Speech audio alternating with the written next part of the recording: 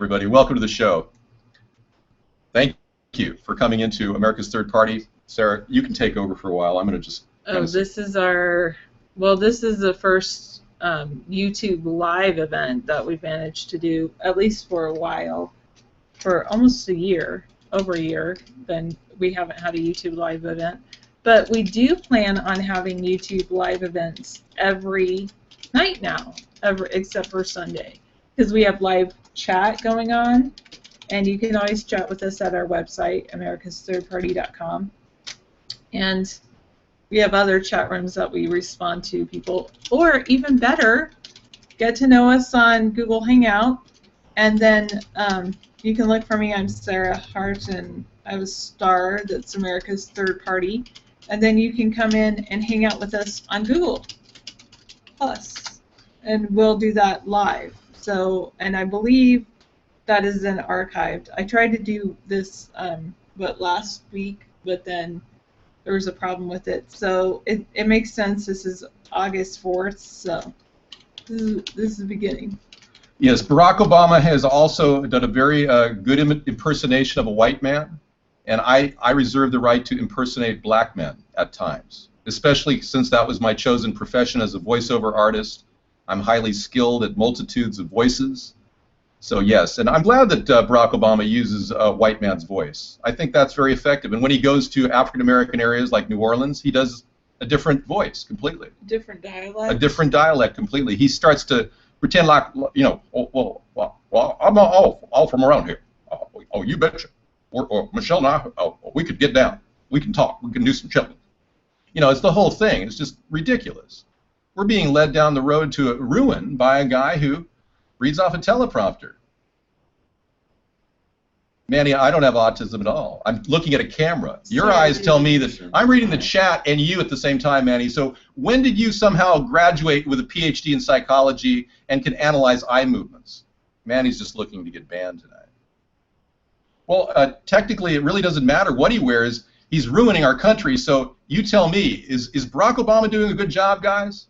You really think he is? Seriously. And a question came up, how do we feel about other political parties?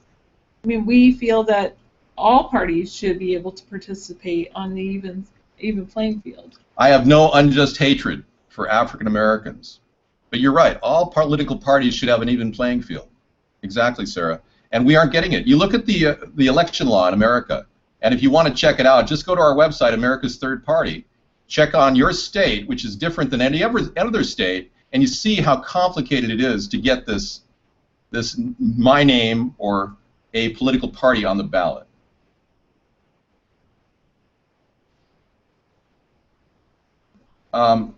Look, I'm thinking before I talk. I need to attack Hillary Clinton's hairdo and Barack Obama's homosexuality. I do. You people are oblivious to the fact that he had 3 gay lovers.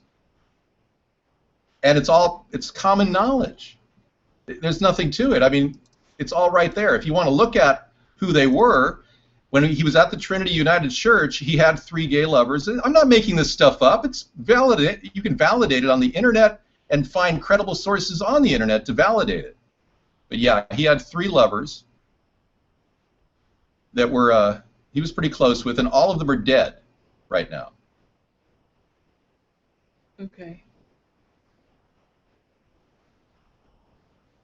I don't want to make a big deal about it because we usually do that at the end of the show, but if you'd like, I can tell you about them. Larry Bland, Nate Spencer, Donald Young.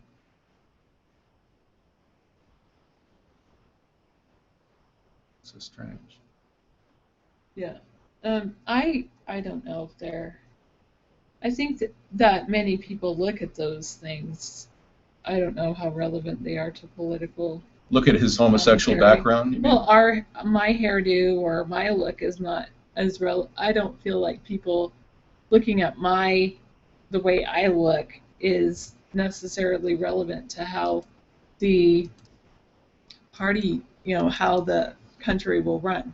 Okay, well, I will show you their pictures so you can all know. These are the guys. You can take a look at them. Nate Spencer, Larry Bland, Donald Young, all dead in 2007. Donald Young's mother actually was quite shocked and went public with what happened to her son. she was a bookkeeper at the Chicago Police Department, and she actually said that mom learned son was slain to protect secrets of pal who became president. To protect the secrets of pal who became president. She was told to go underground right after 2007. Master's degree. He was a very openly gay man. Had no reason for this man to be taken out. All the people are dead. Strange deaths, mysterious deaths. You guys can't handle it because it's the truth. There's nothing racist about it. No, nothing. Look, we have had a chance on the media to question Barack Obama because we live in a country dedicated to free speech. I'm so glad that we do. Yeah, me too. And you folks don't understand that 18 lawsuits have migrated to the Supreme Court and were turned away by Elena Kagan, the Solicitor General at the time. And her payback was to become a Supreme Court justice, even though she'd never been a judge in her life. Everything I said is true, okay? And nothing about the birth certificate has ever been studied scientifically. So you actually believe that the birth certificate Barack Obama produced right after Donald Trump finally brought it to a head was legitimate, when every expert has verified that it is a forgery, as was his selective service documents, and you continue to think everything's fine. Now, the biggest people out there, like Donald Trump, are saying, hey, there's a problem here. Mitt Romney refused to even run on the question of Barack Obama's citizenship. Sheriff Joe did study the birth certificate, Fat Vinny. Exactly. Thanks, And, Winchell. Just for clarification, people can look at your birth certificate on your website. Yeah, mine is available, Right. and selective service documents are available on our website. Go to americasthirdparty.com/about. Okay, some people are concerned about Ebola hitting the States. I believe that the Ebola outbreak in Africa at this point is relatively contained. That's a very, very carefully worded statement. I do believe it may have had the ability to transfer through the air, possibly with that study that was done by a Canadian, so we have to rule that out. But I believe that what the CDC did last week, bringing in a person in paper slippers and Tyvek suit who was contaminated, one of the doctors was contaminated, they brought him into Atlanta, and I believe that was a huge mistake. I'm not a Trump guy myself. It really bothers me that he's big into money, but at one point I would definitely open a dialogue with him about what he'd like to see the country do. Now, Trump has said that he wants to see a 30% tariff placed on Chinese goods. I would love to do that. I'd love to get a 15% tariff placed on all goods that do not comply with ecological standards. And we have an ecological tariff on our website of 15%, not 30, but 15. I'm not for the rich, no. Sarah has to laugh at that one. Yeah. I'm the last guy you'd ever say was for the rich. I'm a person who lives very meagerly, within my means or below, and don't have a lot of great aspirations for richness. I'm a person who was born into America with a great belief that America can be better than it is today, more free. I want equal rights. I don't want racial profiling of African Americans in cities. I don't want people racially profiled when they look to get a college scholarship like I did and they said you're white so you don't qualify. Well, Topper Dan, many Republicans tend to think that tariffs only hurt consumers. But I don't know how many consumers would be hurt if we couldn't get crappy Chinese products at the dollar store that, you know, basically break down, or maybe we could use our old Christmas decorations from last year instead of buying brand new garbage to go in a landfill. I mean, there's so many problems in this country, my God. I wish the media would come to my door and spend 16 hours with me. I could talk forever. That's why we do a show every night. I'm not fearful of debating any itinerant party. I just don't think it's going to help us when we have to debate the two parties. The real problem are the two parties. Hey, by the way, folks, if you think that we're safe, well, you can rest assured we sure are safe. The Department of Homeland Security just bought 1.6 billion rounds of ammunition. Gave it to the Department of Justice. Even Department of Health and Human Services has shotguns. Yeah, and they bought 2,317 armored vehicles to put in our country, so we're going to be real safe. And guess what else they did? They built all these FEMA camps. You know the old internment camps in the 1940s that the Japanese were forced to stay in against their will? They're up and running. They're operational. I didn't drop out of college. I was an honors student. I left in good standing. The Marxists at UCLA drove me out of that school. Don't mischaracterize what I did. What is your problem? Wow. Dropped out. I left in good standing. I could go back anytime. I know. I'm thinking of getting it fixed. I'm going to talk to my dentist and say, hey, you know, can you fix it? And he says, of course I can fix it. It's only $300 to fix that little crack in your tooth. I said, okay. And that means you'll add to your $330,000 a year income? Such a deal, of course. So yeah, I'm going to have to fork over $300, and he said he could face it off. It's a 5-face thing with composite. They're going to fix that. Anyway, I'm not going to get into my tooth, okay? I mean, this is a huge issue going on here with our country slipping into the doldrums economically. You know, there's no requirement that I finish a 4-year education program to run for president. You people need to read the Constitution. Would you like to take a look at it? Go online and look it up. It's called the U.S. Constitution. Read it. Yeah, Google the U.S. Constitution. Get started there. Well, frankly, I was shocked that Barack Obama did so much cocaine at Occidental. I was accepted at Occidental, but I couldn't afford to go there.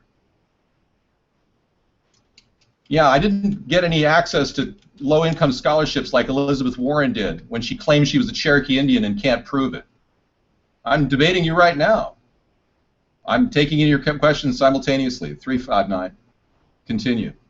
Hey, I'm one of those guys who can walk up to chess boards and play 10 or 15 games at once. At one point, I gave up chess because I didn't really like the feeling I got. I was a little too anxious because I'm so competitive. I beat my high school chemistry professor in 5 moves. When I first walked into his chess club, I beat him in 5 moves, and he was so pissed off. He was the only one in my high school that gave me a B+. Yeah, I am smart. I skipped 7th grade. I went to college at the age of 16. I finished 2 years of calculus and 1 year of physics at the age of 16. Hey, it's all true, man. I'm not making any of this up. And now I feel like this country needs a person like me with incredible ideas and a willingness to share. But why is it everyone keeps painting me in the light of a corrupt person or somebody? We've never made a penny on anything we've done. 6 years now. We haven't made a single penny on internet activities, and all the money that we get goes right into our fund that Sarah and I have together that is dedicated to... You got one last warning, Bish, and you're going to be banned from the show. Yeah, keep spamming and you'll be banned. We're not going to be debating any other caster on Vaughn Live. We're not doing casters at all. We're not debating that.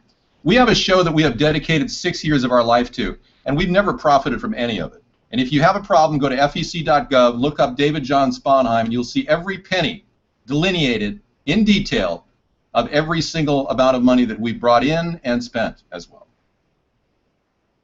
It's a phony, Bish? Okay, thank you. You know, right now, I don't need to do that simultaneously, but thank you so much. 1.3642746234. I can go on. Is Faj Bish really stop acting? Yes. Please keep your comments to the political chat. God. You know, yeah. Well, we want guests to talk. There's a lot of people in this area don't even want an account at Vaughn, and they want to ask me questions before the final count is in. Thank you for that, 809. Well, we don't think that another caster will help promote a third party. We need to debate the 2 parties, and I'm prepared to go into a debate live with the upcoming nominees from the Democratic and the Republican Party. If I have to debate Clinton, I will. If I have to debate Marco Rubio, I will. I'll be glad to debate whatever they've got, straight up, in front of the American people, and let you guys decide who's the real McCoy, who's the guy who's going to help the country. My safety? You could never pierce through our security net here. We've got state-of-the-art abilities to determine motion and video backup on redundant servers. if you broke through my security net, you'd be on film on another server, and it would be permanently archived. Let's be clear. I don't have a deep delusion, Ivan. I've told you that. I'm just an average guy running for president. Deal with it. Is it awful? I'm reading very well. My odds are pretty good because the local election is being run by a bunch of corrupt cronies. If they're really corrupt and they've rigged the election against me, then I'll be more than willing to ask for a recount, a full paper recount. I will not debate anybody else from other parties. We need to focus on dealing with the two parties. That's why we created America's Third Party. We're welcome to fourth and fifth parties. It doesn't matter. We just need some sense of democracy here. And the last person I would call democratic at this point would be President Obama.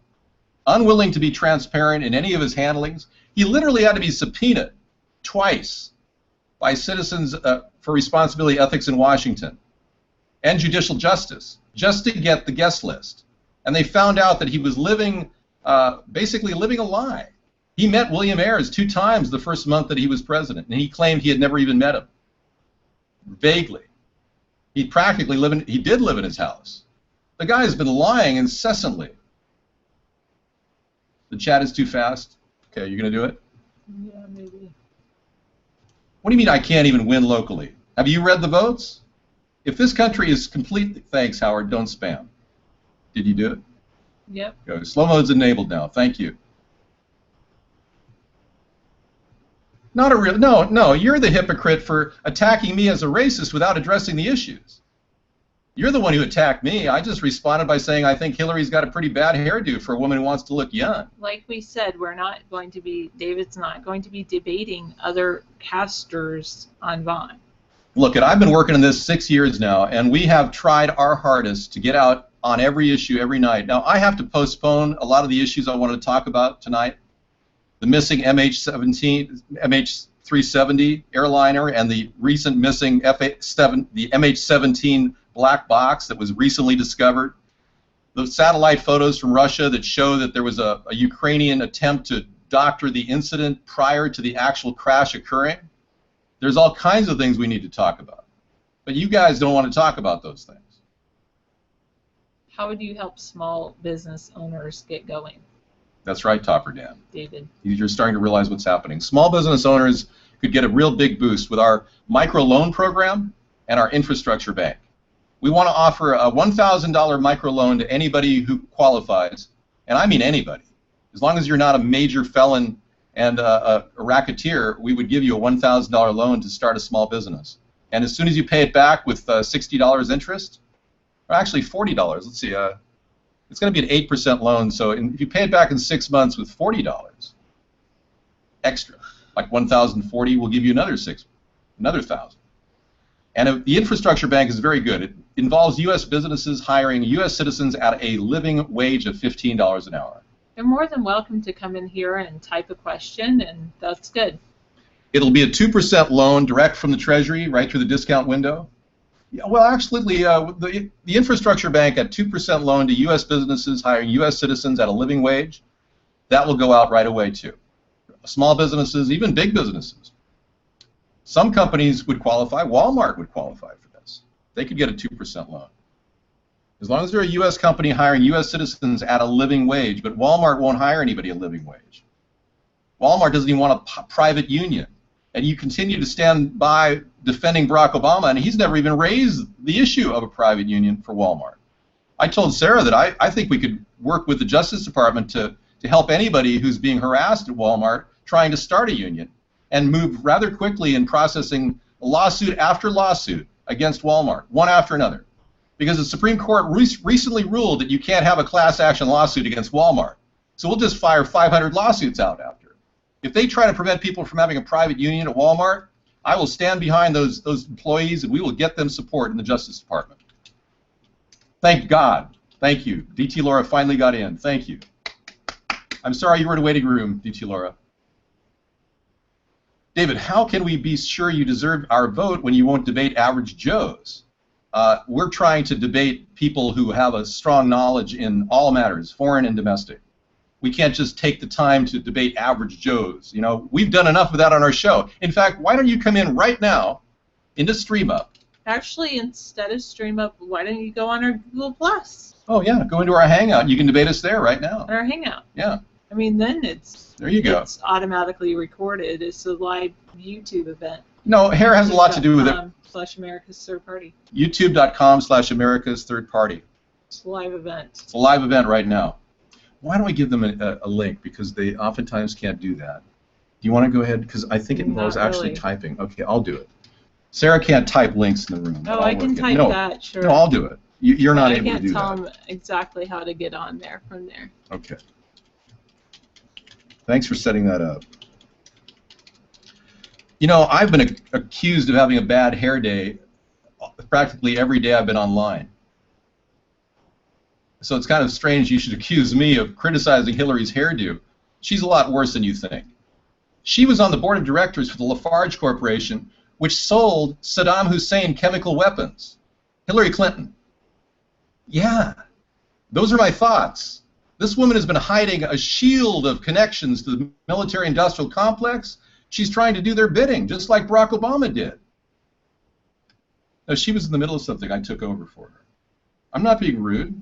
She just couldn't handle the typing on a keyboard because I had to do it for her. I don't have waiting rooms turned on if you have slow mode turned on too. Well, we're trying to let everybody get a chance to talk. Do you think it's going to be any easier when I become president? I do not hate black people. I actually have had a lot of African American friends. Many of them, you might even know them, per se. One of them was the costume designer, she and her son, on White Men Can't Jump, the movie, which, by the way, I didn't claim was racist. I recognize that people have freedom of speech and they can do whatever they want, do a movie claiming white men can't jump. And Francine Jameson was a wonderful person. I got to know her, and her son, Michael. Never had any problems with African Americans one-on-one. I'm sure you could contact them somehow. Okay, great. You can prove it by not throwing Obama in jail? I don't know. Obama's going to be facing charges of fraud. I can tell you that. The American people want answers, and if this country is slipping into a hole, we've got to address the issues that are causing it to slip in the hole, so I can't focus on prosecuting Barack Obama 100% of my time. But I will work with the Justice Department in any way I can to expedite swift justice for Barack Obama. I have already done something like that. It's called the Broke Insane Obamas video. And there's another one out that I pulled in 2010 because I didn't want anyone to be offended. And I'm finding all these people are offended. I pulled the other one so no one has a copy of it. But you know something? If you guys are going to offend me by calling me a racist, I might just put the other one back out there if I choose. Thank you. Well, whatever we need at this point, Troll Dog Attack, there's a lot of anger out there. I'm not going to forget it. It's going to be high priority. But we have to get the country back on track right now. Part 2 will probably come out right around the Halloween time. If indeed I have to do that. Hey, if I don't get top 2 position, we're moving forward with the 2016 election full bore ahead. I'll probably be making a trip personally to Iowa. That's my next move.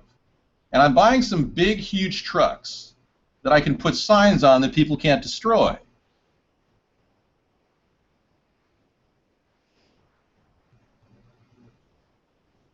Hillary's hair is really relevant to a lot of things. Yeah, it implies that she's unkept. You know, do I have to start my show off talking about Hillary Clinton? I mean, you guys have her. Fish is talking about my hair, so. It's crazy. I mean, I guess it's relevant. I don't know. I don't know. It's people. That's all they can talk about is hair. And I've accused them of being superficial, and now they're accusing me of being superficial. So we're talking about hair. Hair, beautiful hair, long dangling hair. Sarah looks hot every night. You look hot. Well, you're a hot-looking woman. I mean, how many guys love brunettes out there? I did say that I felt that talking about hair is irrelevant to how the country is going to run. Absolutely. I think it doesn't have any, my hair, whether my hair or Hillary's hair or anybody's hair, doesn't have this an impact on how the country runs. Right. That's Well, what about this hair? Because this is pretty insane. When a person walks around with a I hairdo guess like it's that, something to talk about. what do you think of that hair? What happened that day? You know? All right. Well, we can talk about hair, beautiful hair, long. Hey, I really have a lot of things to talk about tonight. All of them are conspiracies. And I'd like to know why the Beatles were in the Situation Room when Osama bin Laden was taken out. I'd like to figure that one out. And was Osama bin Laden taken out? He's more than welcome to come into our Google Hangout, St. Pauli. I just don't see a lot of credible evidence that Osama bin Laden was actually killed May 2nd, 2011. I see these pictures of his face, and let me put them over here so they're not over you, Sarah. But let's take a look and compare the pictures of Osama and Osama's confirmed picture in 2001, when they do know that he was living. Okay, put that one up there, and this one up here, transparent on this one. Got to bring this up a little bit. Okay, I would argue that these are not the same people. And I'll tell you, there's a lot of substantial evidence to prove that they're not the same people. One of which is they don't look alike. Yes, we will be discussing the election results tomorrow. Let me raise this one up a little bit. Yes, tomorrow at around 8:30 we'll be getting the results from one of the local newspapers. They'll be calling me. I also have where it says election results search at the top of the good. browser. Oh, great. If you click that tab. It'll tell me election results. Good. Yes. Okay. All right. As you can see, they don't look alike. Their lips are different. Osama bin Laden had very thick lips. His smaller lips are demure on the older. And what is really interesting is the person that actually killed Osama bin Laden. David is allegedly killed Osama bin Laden. Go ahead. David is running for Washington State House, 10th Legislative District, 2nd position. The primary is tomorrow, and we'll be getting those results starting at 8 p.m. Right. Results will be coming Pacific. in. We don't have a photo of a dead Osama bin Laden. We never did. Yes, we will be on air when we learn about the results. There's no photo of his body being thrown over the Carl Vinson in the North Arabian Sea. No one on our aircraft carrier, the Carl Vinson, had a digital camera, it turns out. We will not be doing a debate with any other broadcasters on Vaughn. However, they are more than welcome to come into our Google Plus Hangout. Yeah, we've got a We have a live YouTube event. I'll give you the link right now. And thanks, DT then, Laura. They're more than welcome to come on there and ask questions. We can ask them questions, and then it'll be a live response when I hear what happens tomorrow. I will be completely honest and have candor with this reporter and tell her how upset I am about the sabotaging of our campaign up to this point. If I do get top 2, by chance, I'll be embracing the election and moving forward and embracing the Democrats who want to vote for me. I'd be willing to take calls from Democrats too that night who really are concerned about local politics and really want to get behind somebody who will beat Dave Hayes. Now, I've got all kinds of things I will use in my grab bag to go after Dave Hayes with. But I don't want to bring them out right now because I don't want to give my competitor any edge. And I also am not playing the videos on my YouTube site that are currently airing on Comcast TV in 2 zones. We have a total run of about 483 commercial TV spots playing in the Camino Island, Stanwood, Conway, Mount Vernon, Skagit area, as well as the Whidbey Island area. These 2 commercials were designed to get people who are concerned about the environment aware that I do plan on creating alternate solutions for the Navy and presenting them to Navy officials, suggesting that we work with local experts in solar and robotic technology to develop unmanned aerial vehicles that can fly on their own and be a much more cost-effective solution for our Navy than the current ones that we buy right now. Because Raytheon is charging $10 million per UAV, per Predator. And that was last year's price. It's probably going up. So we need to get the Navy involved in production, and that would be a great way to bring jobs into our area and make the Navy eco-friendly.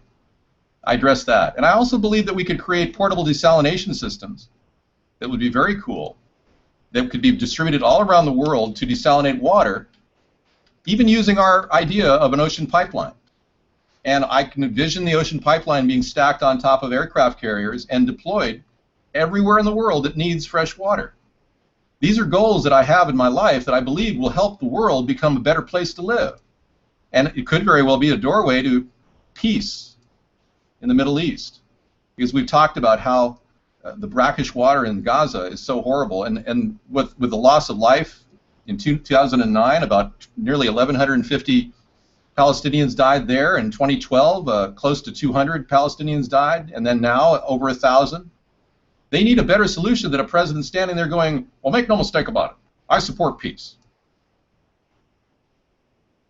Well, oh. That's all he does. Mindless, empty words. You know, my dad always said, talk is cheap. Yeah. I'm going to let Sarah speak for quite a long time. I'm going to let her talk to you. No, I do want to step out and get a cup of coffee. I have it in the other room over there, and I'll be right back. Okay. I'm going to let Sarah carry the room for a while, but thanks for coming in, everybody. Come back tomorrow if you really want the results at 8:30 our time. 8:30 p.m. we'll be getting a call from the Skagit. The Skagit Herald will be calling in. I'm not scared to debate anybody. I'm reserving my debate for people with credible potential in this election. I don't want to debate somebody who's not going to help me. I want to debate somebody who will help me move up. If I can't debate one of the two parties, a third party doesn't have a chance. So we'll give you the news tomorrow night at 8:30 about the local election. I'm not scared of anything. No, not at all. You guys can come in right now and debate me in the Hangout. Do you not get that? Thank you, 188. Appreciate it. Hey, we're getting a lot of Republican support. I want to thank all you Republicans who've come in and really gotten behind this local campaign. I appreciate it. Yeah, thank you. Whatever we can do to topple the regime of Obama and this Democratic cronyism, that's the best way to describe it. Sabotaging my signs. I mean, can you imagine stooping that low to sabotage somebody? I mean, I can't even imagine what these people are up to. I have what out? I'm not sure what you mean. There you go, master debate. That's right. Become a master debater. I'm not, look, if you're fixated on Hillary Clinton's hair, maybe you have a hair fetish. Or maybe you're into older women that look like old bags that are about ready to tumble over. We'll have some pictures of her in just a bit to show you that she's not fit to be our president. Thank you. I'll be right back. Yeah, well, is her association with the Lafarge Corporation delivering chemical weapons to Saddam Hussein irrelevant to her electability? Is her lack of ability to answer on 4 Benghazi deaths in any way a superficial issue? Or is it, like Barack Obama said, just a bump in the road? Well, let's be clear. It's just a bump in the road. When Chris Stevens died, our ambassador died, and he calls it just a bump in the road. Can you imagine? I can't even imagine it. Unbelievable. You're making a thing about hair. Crazy. I want to thank the people that have donated recently to David's campaign, and I want to say it's really great that we're going to be forward with the campaign. Tomorrow we'll know where David landed, how many votes David got. Perhaps if he got into the top 2. Then we'll continue into the general election, which is in November, and that is David's run for Washington State House, 10th Legislative District, 2nd position. I think it's really fantastic, all the work that David's put into doing that. And the way I see other political parties and other political movements, I think it's fantastic. The more that people want to help our country, I personally really encourage people to run on a more local level and begin the process of change locally. Start with people near you and then effect change there before you go into the national level. I know that's what David's now doing finally. David is running for Washington State House and then moving into the other one. Well, Black Label Society, I would say that other average Joes are more than welcome to call into our show or come into our show and host with us. We're not going to go into other shows and host over there or debate other people that claim that they're running other third parties or fourth parties or fifth parties or any other things of that nature. Thank you very much.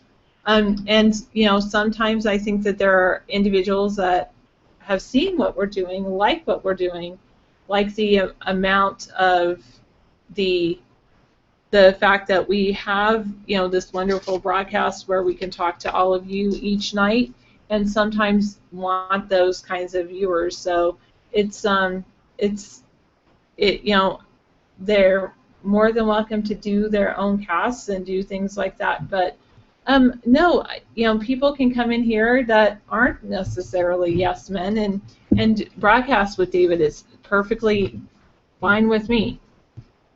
Okay, I'm going to go to the other chair.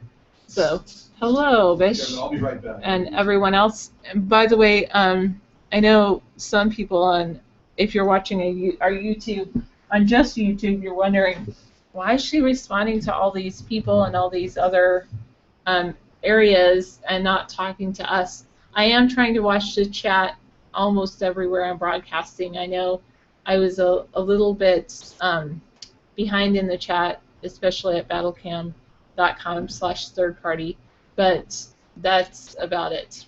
Okay. All right.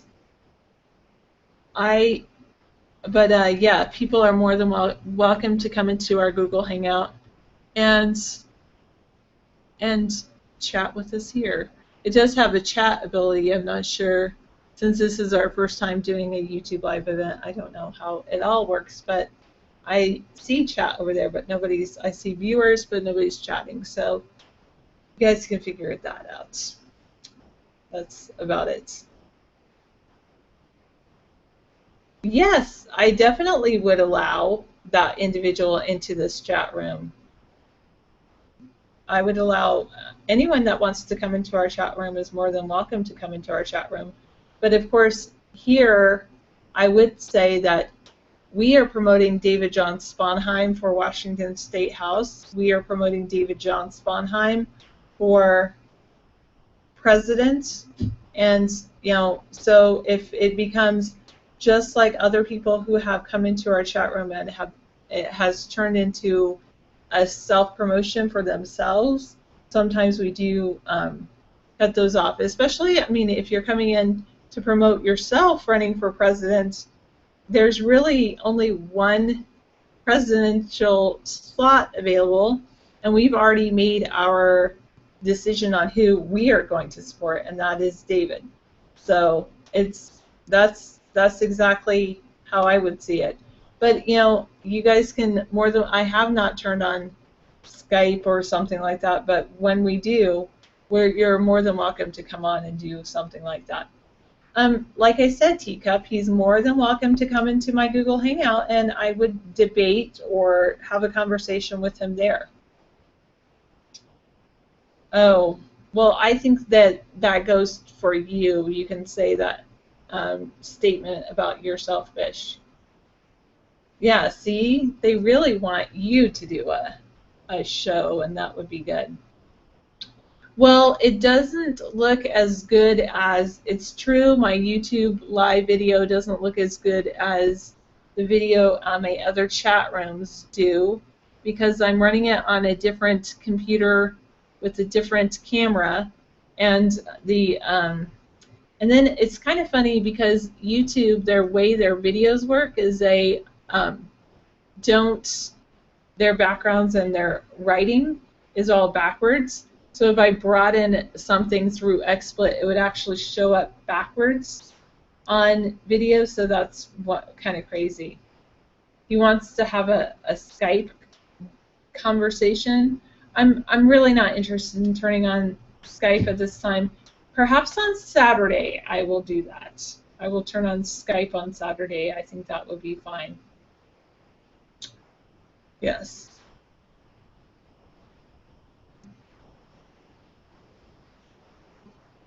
At this point, America's Third Party belong to David Sponheim, correct?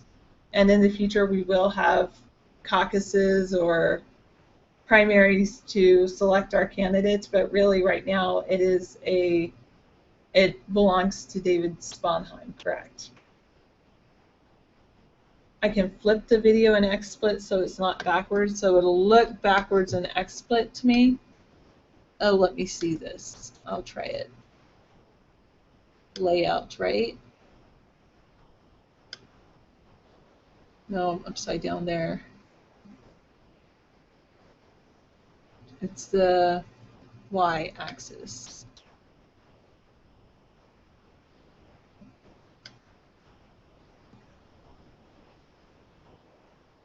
Okay. All right, maybe that will work. Thank you. Thank you for reminding me of that aspect. Okay, good. Then I will have David actually. Yeah, you don't think Sarah's a techie person. It's true. You think David sets everything up. There you go. And yeah, I got it now going. Thank you for reminding me. Not right now, I don't, Teacup. Thank you. Oh, thank you, 2010. But I will be happy to answer any questions that you guys want to post in here today. And I'm more than happy to have your video if you want to come on the Google+. That's how it is. Okay.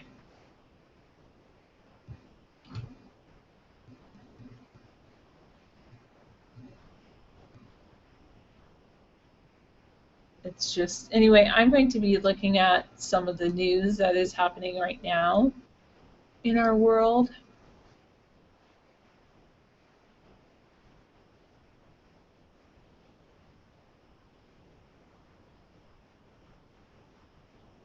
What is that detailer? I don't know what that thing is. Ebola is a big problem. What do I think we can do if it spreads? I think that we can subject ourselves to quarantine if it spreads. In other words, if you're not going out and meeting with people in public places, they say Ebola can be contained because mostly it's spread through hospital workers and things of that nature. So it's I would say that if it comes to your local area, the best thing you can do is stay home and not go out and interact with people. But Ebola is a huge problem for sure. Yes, they will be on their way tomorrow. If you never leave your home, it should not be a problem for you, I would say. It's not just intercourse that can spread Ebola. It's also it is doctors can get it from working on patients, especially.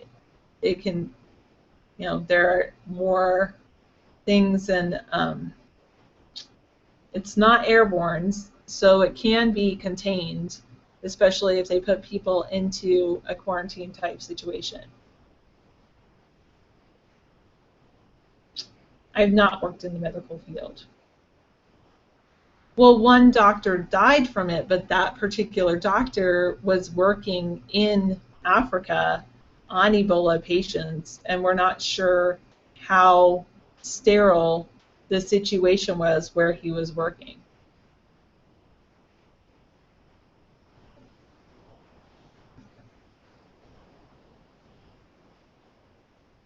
Oh well, label that happens. Okay. You will wear latex gloves while shopping. That's a good idea.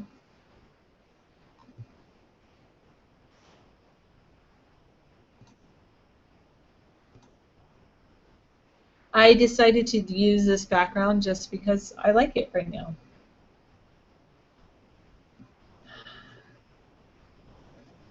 Yeah, Ebola should be on the highest level of security. There was a person taking pictures 10 feet away. Unless he had, maybe it looked like, if he had those really good long range cameras, that would be good.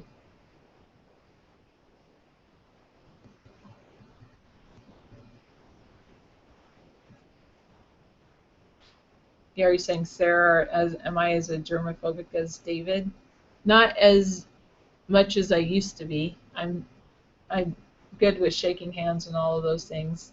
I know David says it's better to do a fist bump because we heard it on the radio, but that's about it. And no, I'm not that good with cameras, Troll Dog Attack, but I've heard about these pictures that they've taken of famous people with these super cameras that zoom in really tight. So.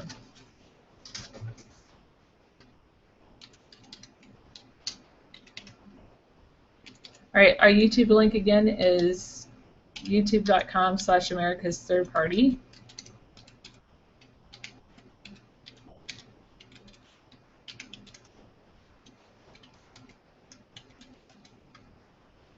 There you go. And there's a link for you. Okay, thank you so much, Winchell.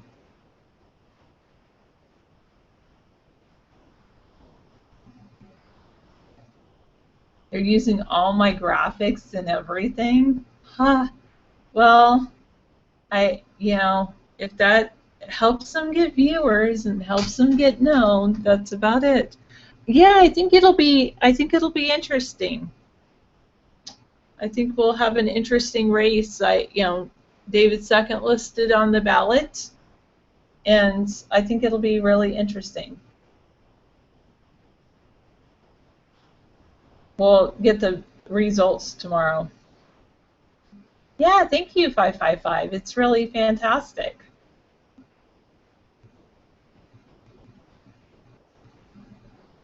What would you like me to show?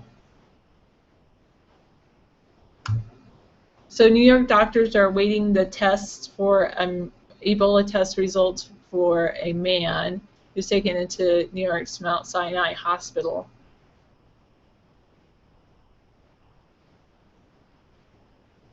They say the odds are he probably doesn't have it. Oh, fantastic.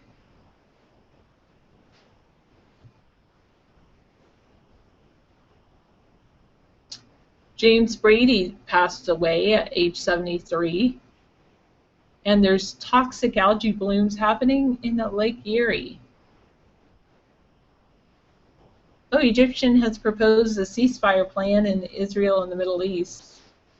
David is running both for State House and for president.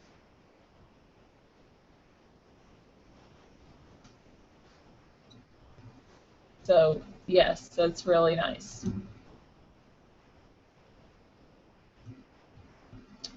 You're going to hear both platforms. Okay, good. Sounds like a good idea. Yes, I do think I will be doing the show into perpetuity.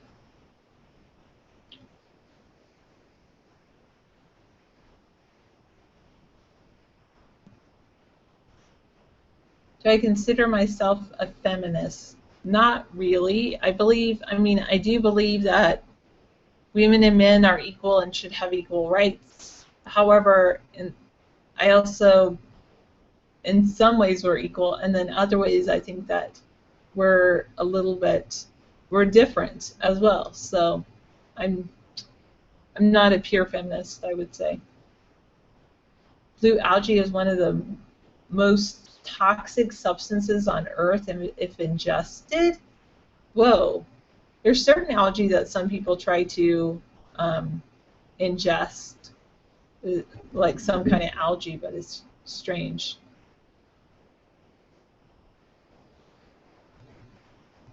Oh, some people watch Cats. Okay, it's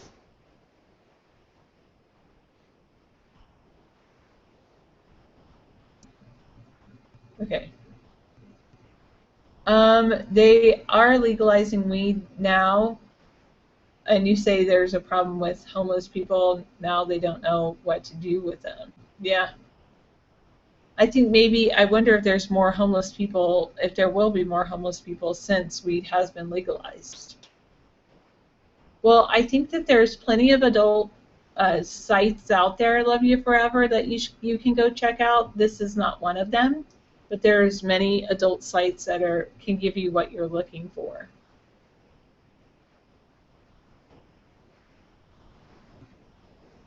No, Dan, that'll never happen.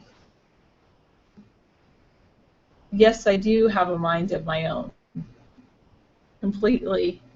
I make my own decisions. Um, I did run for Washington State Senate back in 2008. I got a small percentage of the vote, and I, um, I've decided not to run since then because I'm actually really happy with my life. And even though I am running for David's vice presidential candidate. Yeah, I mean, when I ran for Washington State Senate, I didn't do as much advertising as David's been able to do for his Washington State House run. And there is, so I think David will get more votes than I was able to get. I agree with you, Kidney. That is a firm no. Dan, we will never be together.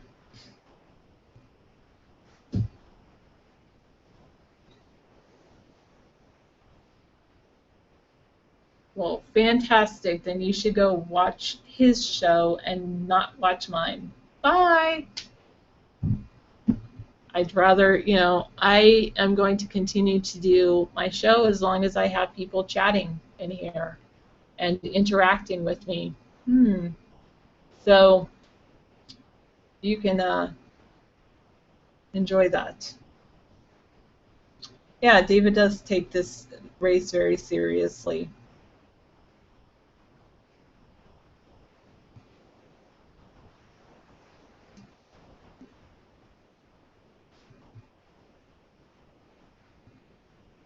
Well, that's not the reason to be here. Love you forever.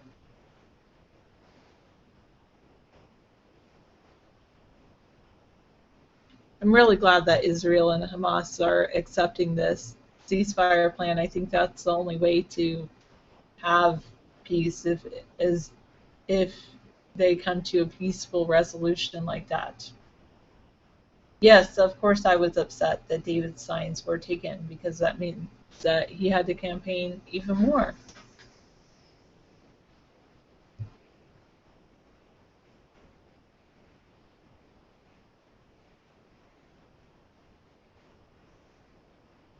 Okay. The World Health Organization is reporting 163 new Ebola cases and 61 new Ebola deaths.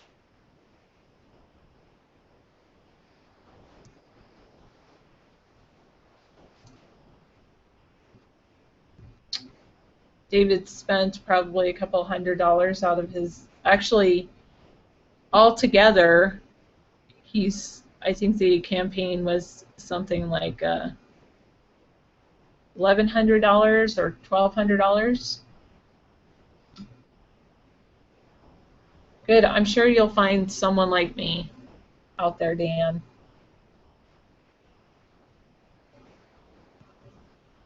No, I would not say that. Okay, that was good. So nice out here. I love the beautiful area we live. It's just, I absolutely love it when it's not being flown by, when I'm not receiving jets 300 feet above me with 120 decibels. I love it here. Why do they have to fly so much? That's my question. You know, we were reading the environmental impact report for the Navy in detail, and there's over 1,000 places in that report that talk about nuclear, biological, and chemical testing right here above our heads. Thank you. Thank you, Mad Dog. I was Appreciate it. able to switch that around, so I haven't tried like a different background or something, but you might be able to add, I was thinking you could add in things here. I know. I know that Troll Dog attack. We can add things to our Google site. Oh yeah, we can add things over there at Google Hangout. We have a lot of potential over here at Google Hangout. The video isn't as good, crispy, because we have a lower quality camera. It's not an HD camera. But that's perfect. So, Let's but go see there. that then I have to change it, and I have to go with the Y. Oh, because it's which is 180. reversed. But no, that doesn't. You're reversing work. us. Yeah, I know I'm reversing us. It doesn't Let's matter if do I'm the reversing background. us. Just reverse the background right here. There you go. So that you think that'll look better when it plays Yeah. out? Okay, good. Yes, I do. Okay, yeah, good. Nice to see all of you in. Thanks for coming in. Mad Dog said David is inspiring. Great, got it. A lot of you have felt completely without any answers from our government. But anyway, that's how you can, if you bring up anything in there, then it'll play on YouTube, and then you have to do that thing with the Z. You have a the headache. value. Okay, you have to do it with every value. Yeah, Everything. for everything that you bring in. Okay, But yeah. I'm just saying, if you bring things in there, then it'll show on the YouTube video. Good. Well, I would like to do that. Yeah. I've got a lot of things to pull from. Thank you. Yeah. I can pull from Dropbox over here and bring up those pictures of Barack Obama's gay lovers when he was in Trinity United Church. Apparently a rival of Hollywood in an attempt to get viewers. I don't sidestep any issue, 2801. Your government doesn't give you any real answers. It feeds you disinformation every single day that you turn on the news. Most every single news station in America has a censor there, telling people what they can and cannot say. The free press has been gone a long time. So if you're one of those people that believes the free press is essential for a democracy to survive, we aren't surviving. We can't even come up with a third party in a country that claims to be democratic. You know what happened to Ralph Nader? He's got 14 lawsuits pending against the Democratic Party for preventing him from getting on the ballot in 14 separate states in 2004. Yeah, this has been going a long time. What has happened to me in this recent attack on all the signs that I have up currently? Yeah, so those of you who want to see Donald Young's mother, you can. Yeah, I'm on stream up too. Good. Excellent. These are the three men over here I'll tell you guys about, because I was talking about that earlier. I think you're the Obama lover, 9306. Here's Donald Young, a very wonderful young African-American gay man. His mother's right there. You guys can see it. I'll switch her picture around so that you can actually see that. There you go. She says, my mom fears son was slain to protect secrets of pal who became president. This is the story that never made it to the mainstream media, and you guys just heard about it over here in case you weren't in. A lot of questions about Barack Obama's sexuality have come up, most recently with concerns that this guy never had justice. They never found his killer. They never found the killer of Larry Spencer, or excuse me, Larry Bland or Nate Spence. Neither one of those ever was discovered. So yeah, there's a lot of secrets that he's covered up. And I even have a video online on youtube.com/ I believe it's America's Third Party, actually. It's called Obama's Love Child. If you haven't seen that video, check it out. It's all about how Mariam Carey went in there to try to see President Barack Obama many times and finally was taken out just 2 blocks from the White House by Secret Service. Her sister, who was a former sergeant in the New York Police Department, is suing the Secret Service and Barack Obama for paternity DNA evidence that their baby isn't his love child. Thanks, Mad Dog. All right. I don't have a problem with gay people, folks, and if it turns out that Michelle is some sort of a transgender, I don't have a problem with that. I have a problem with them lying to us. You see what I'm saying? I support lesbian, gay, bi, transgender rights, big time. I don't want people discriminated against.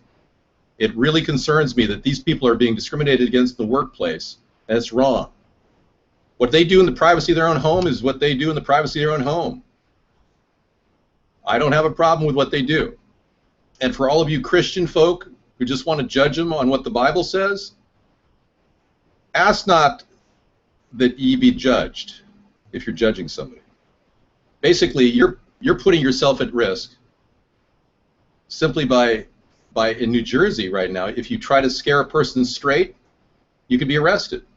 Chris Christie has put together a law that says if you try to convince somebody that being homosexual is wrong, that's not a good thing in New Jersey and in California. Thoughts on Bo Bergdahl? Scared straight, right. What are your thoughts on Bo Bergdahl? Oh, my God. The worst decision Barack Obama has made to date, and he's made a lot of humdinger bad decisions. The Bergdahl trade was a slap in the face of what America stands for. Never negotiate with terrorists. He didn't have the 30 days required by Congress to get approval on that trade. And to trade one guy who was a deserter for 5 known terrorists that killed thousands of Marines, an army stationed in Afghanistan, it's crazy. Why would we ever do such a thing? And then you look at Barack Obama's policy. It's about funding Al-Qaeda operations. It's about funding ISIS operations. It's about undermining the very policies that we helped to create in Iraq. Prime Minister Maliki has been asking for support for 3 years now. Obama has turned him away every time. He won't even give him air support to battle these Sunnis who are getting ISIS support, which is trained by the CIA in Jordan. This is all very, very factual stuff. Many people don't realize that our operations are confused right now under Obama. I'm against the New World Order, Wooster. Flat out against a global world government. Flat out against any kind of a North American Union or a European Union taking over other countries like Ukraine. I think what's going on right now is our country is being used as a police force, and no one wants a smart police officer to defend them. They want us dumbed down, because if we realized it, this would turn into a real, we'd turn on them. We'd turn on the very forces that control our nation monetarily. The Federal Reserve, a central bank, which never ever should have been formed. Woodrow Wilson said one of his last words before he died was it was the worst mistake of his life to sign the Federal Reserve Act. Joe Walsh has endorsed me. Thank you. That's a great thing. Thanks for Joe's endorsement. Appreciate it. I don't have a favorite porn star. Every time I talk to a guy I knew back in the day, he's bringing up this woman named Nikki Charm. He keeps talking about Nikki Charm this, Nikki Charm that. I mean, the guy's obsessed with Nikki Charm. She was some sort of a porn star in the 80s. I think that's pretty bizarre, that somebody would be obsessed with Nikki Charm. I don't have any answers that will be in any way political or sexual at the same time. I can only talk about politics. Focus on the discovery here. Right. Let's look into why things are changing in America and how you can change it as a third-party participant or somebody who really believes in change. Because if you really believe in change, you would have been pretty upset that Barack Obama didn't fund a public option. If you really believed in change, you would have been really upset that he never even prosecuted John Corzine, the guy who gave him most of the money he got. Half the money that Obama got was from John Corzine, the guy who lost MF Global, ended up losing $300 million of the investor capital, never prosecuted. And nobody from the SEC has really gone after any of the big Wall Street executives that led to the debacle of 2008.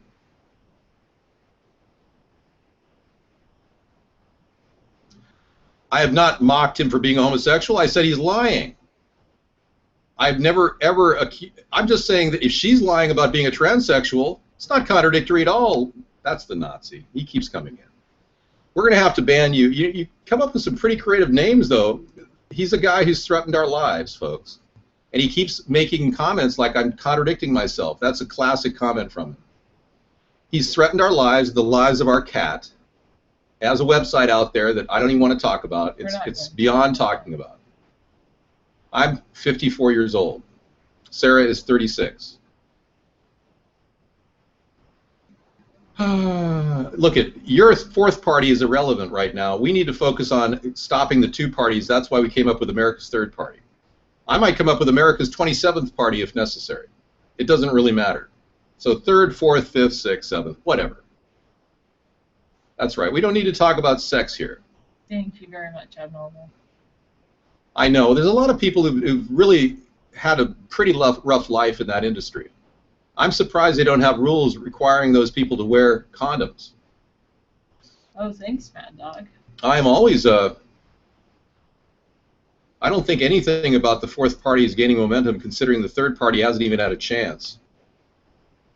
You know, I met a guy in Silicon Valley when we went to a conference, meeting Google representatives, talking about the internet and its application to politics, and he said, "You're the third party, well, I'm the fourth party," and he felt so empowered. He was like, "Okay, well, you're the fourth party, big deal. Join the club. Yeah. Neither one of us have any power." Exactly. I know. You guys have to realize we have to band together if we ever want to take down these two parties. You're not going to get it without having a fourth or a fifth or a sixth or a seventh party. These two parties have become entrenched with money. They have $50,000 a plate dinners. Don't you think that money buys some's favor? I mean, seriously. Think about it. They are bought off, and that's why they can't cut the budget. That's why we can never get ahead of this incredible debt, especially in Washington State, where they have a $90 billion debt now. Was Ed on Stream Up? Did we miss him? Maybe. Okay, it happens. Doing a Google Hangout is fun because it records right to the server, and it really, I wanted to get a good record on our show. And we're also broadcasting on a few other networks, Battlecam, and Ustream, and Uvlog, which is kind of cool. How can you fix the GMOs in food? Great question. GMOs are infiltrating their way into our food supply, whether we like it or not. There was a law placed against any GMO wheat being distributed. I don't believe it's been adhered to, because there's GMO wheat popping up all around the country right now, and it's very bad for you. It causes wheat belly. It's a typical wheat granule actually has 43 chromosomes versus 17 in an older wheat granule. It takes your body a lot more to digest it. And worse than that, Monsanto's actually squelching and stopping any legitimate science that shows that GMOs produce tumors in laboratory animals. They recently pulled an entire article and basically discredited a scientist who did research on 50 rats. They claimed that you needed a sample of 200 to make it a legitimate rat study. They also claimed that the rats themselves were used simply because they have a tendency of producing tumors. But it was shown that the GMO-fed rats were producing tumors, whereas the non-GMO-fed rats were not. I will work to create the genetic modification laws, Ed Aram.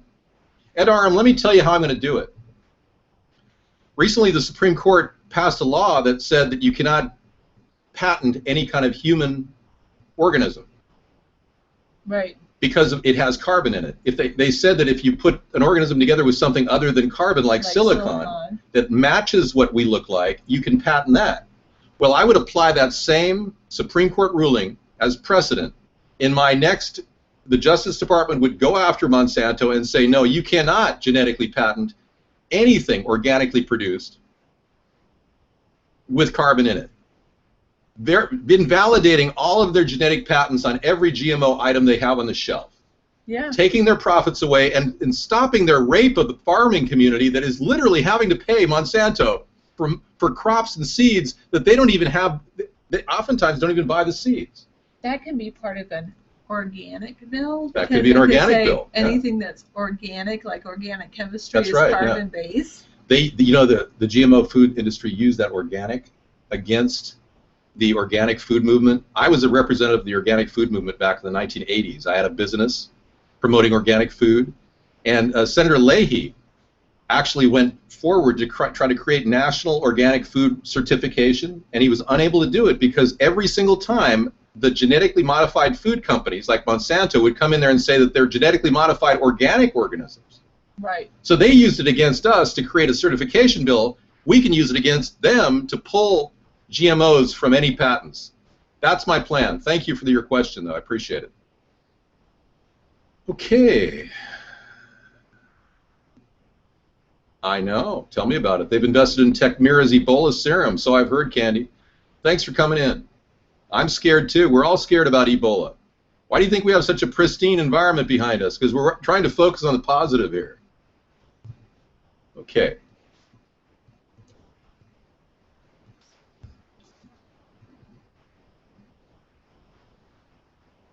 Star Whackers, yeah. It's true. Yes, if people can avoid the hospital, that would be good. Great. Okay, we don't have any mods here. We don't have any mods. We learned the hard way not to do mods in our show. All right, so let's see. We've got a lot of really cool backgrounds for you guys over there at Hangout. By the way, this is the Denver backdrop of the Denver buildings at the State House in Denver, in Colorado. And it's a nice backdrop for the show. We'll change the backdrop. Denver is a very interesting place. Many people believe that there is an underground city beneath the airport.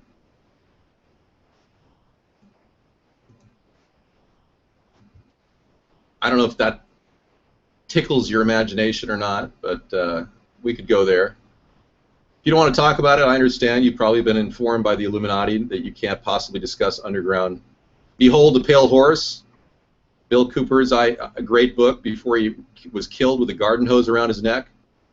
Bill Cooper was a guy who exposed a lot of the underground cities and what was happening. There's Schneider is another guy, talked about how he built part of the underground cities. I've got a little bit of that footage for you if you really want to go there. Yeah, there's concern. Phil Schneider was one of the engineers on the project. He believed he was in touch with aliens, that they had somehow built underground cities under our country. I don't believe any of this stuff. I got it. I don't believe any of this stuff because I haven't yet to see an alien. But you know something? I heard about this Drake equation, which has been advanced by physicists, proving, without a doubt, that there is life on other planets. They've proven this statistically, using the imaginary infinity as the universal number for the universe. Infinite universe, like Carl Sagan used to say, the infinite universe. Well, that is something that factors into this formula, the Drake equation. And they have determined that there is definitely life on other planets. They just haven't found it yet. Now, if you've seen an alien, please feel free to speak up. Have you been alien abducted or anally alien abducted? Feel free to speak up. I'm not here to pander to your wild theories, but I mean, seriously, I've never seen an alien. And I really am one of those people that needs to see it to believe it. It's sad when other people have to bring people into our show who are trying to solicit other shows, and it's like an endless battle to deal with them when we're clearly, you know, unable to stop this nonsense going on in the exterior. Okay, let me give you a primer. We're right in the 15-minute point before our after show, so I'm going to give you a primer right now on what the Illuminati is doing to you. Now, I say the Illuminati, I really mean elitists around the world who have more money than even Bill Gates. I'm speaking about groups of people like the Rothschild family that own 165 banks around the world, including the Federal Reserve. What they want to do, essentially, is turn us into a nation that's divided, a nation that will not unite. So what they've configured a very interesting plan. Thanks for coming in, Dodo. An interesting plan to, number one, okay, 166 banks, it's up one. Did you buy my local branch? Because it looks like you bought the bank that I bank at. Okay, thank you. What they're doing is, number one, fluoridating the masses. Fluoride has been proven by scientists around the world. The Harvard Medical Review did a study 10 years ago and recently a follow-up study on fluoride and its dangers. Yet the FDA has never tested fluoride. Since their inception in the early 70s, they said it was grandfathered in. You know why it was grandfathered in? They haven't tested fluoride on human beings or on the effect of laboratory animals because the FDA said that it was perfectly fine. It was prevalent in our environment as rat poison. That was their reason. Because it was brought in as rat poison, sodium fluoride, back in the 20s, they didn't feel it was necessary to test it. Yet they put it in our water supply. All right, so that brings you up to, that's the primer level on where we're at here. We're being heavily fluoridated across the nation, whether you drink tap water, beer, soda, unfiltered water is heavily fluoridated. 4 parts per million has caused neurological disorders in laboratory animals. They often get confused, complacent, dehydrated. They want to drink more fluoride. That's one of the common themes is when you drink fluoride, you're going to want another soda. Seriously, because it's that good. And I ran a test on fluoride one day, and I went and had a gallon of tap water at a restaurant in South Bend, Indiana, Ryan's restaurant. And by the time I got home, I think I was babbling, wasn't I? Yeah, pretty much. I was babbling. And by the time I woke up the next morning, I didn't know. Well, I have video of you babbling, yeah. Yeah, we have video of me babbling after 1 gallon of fluoridation into my body. So you love it.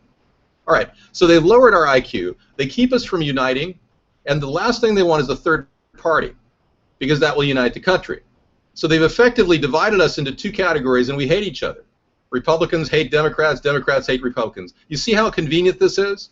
We don't talk about the issues anymore, and we especially don't talk about the issues with Barack Obama because he's black. And if we talked about the issues with Barack Obama, we'd be considered a racist. So they've got all these tools, mind control, that they're using.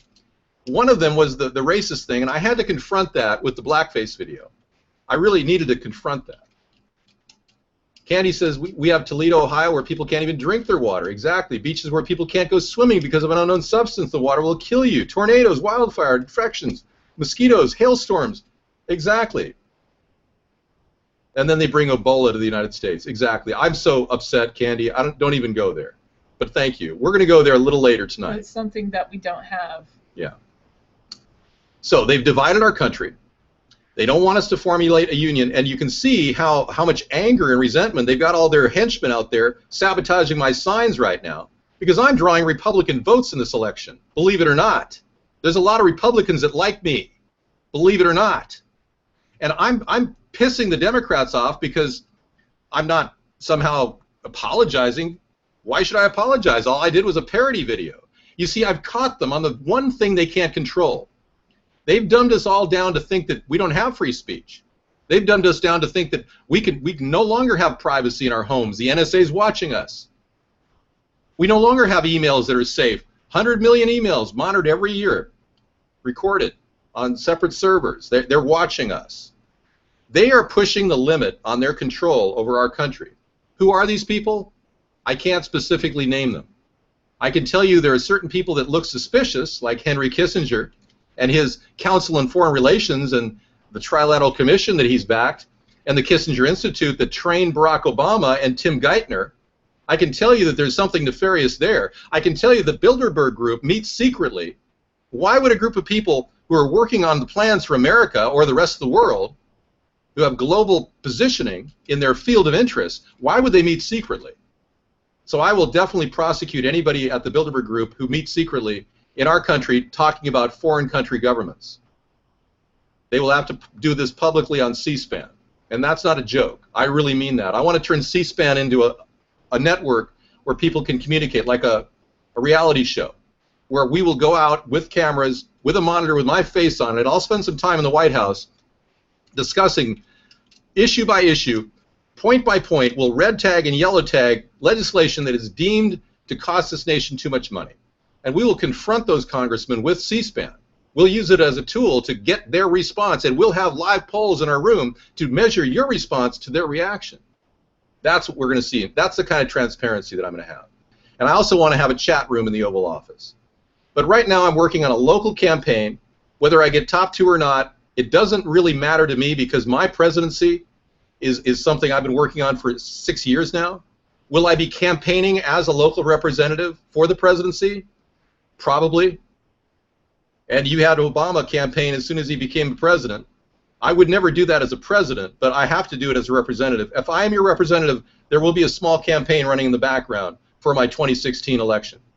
But I got to tell you, we have so many serious problems affecting the local people of Washington State that I will be on that primarily the first year as your representative. I'm not going to just be a campaigner during that time period. We're going to focus on getting the budget under control. We're going to try to get to the bottom of why the education budget seems to be missing billions of dollars. We've been doing some detailed analysis, Sarah and I have, and I'm concerned about how much education spending is being wasted. Every single classroom in the state of Washington gets $10,600 for every student, and every class has about 27 students. And that's close to about almost $300,000. Out of that, the teacher draws around $50,000 in terms of benefits and salary. That leaves $250,000 per classroom. The students, ironically, the numbers show us they only get about $1,000, maybe $1,500 of that money. So there's like $245,000 missing from every school, every single classroom in America. I'm serious, or is in Washington, but I'm sure it's true across the nation. All right, let's move on. You know, that's the thing. They're trying to help people who are dealing with incurable diseases, kidney thief. I don't know why they allowed this guy who was a Peace Corps doctor to come into the country. They're allowing all the Peace Corps workers to come back from Africa after saying that they're in danger of getting Ebola. Ebola has a 21-day incubation period.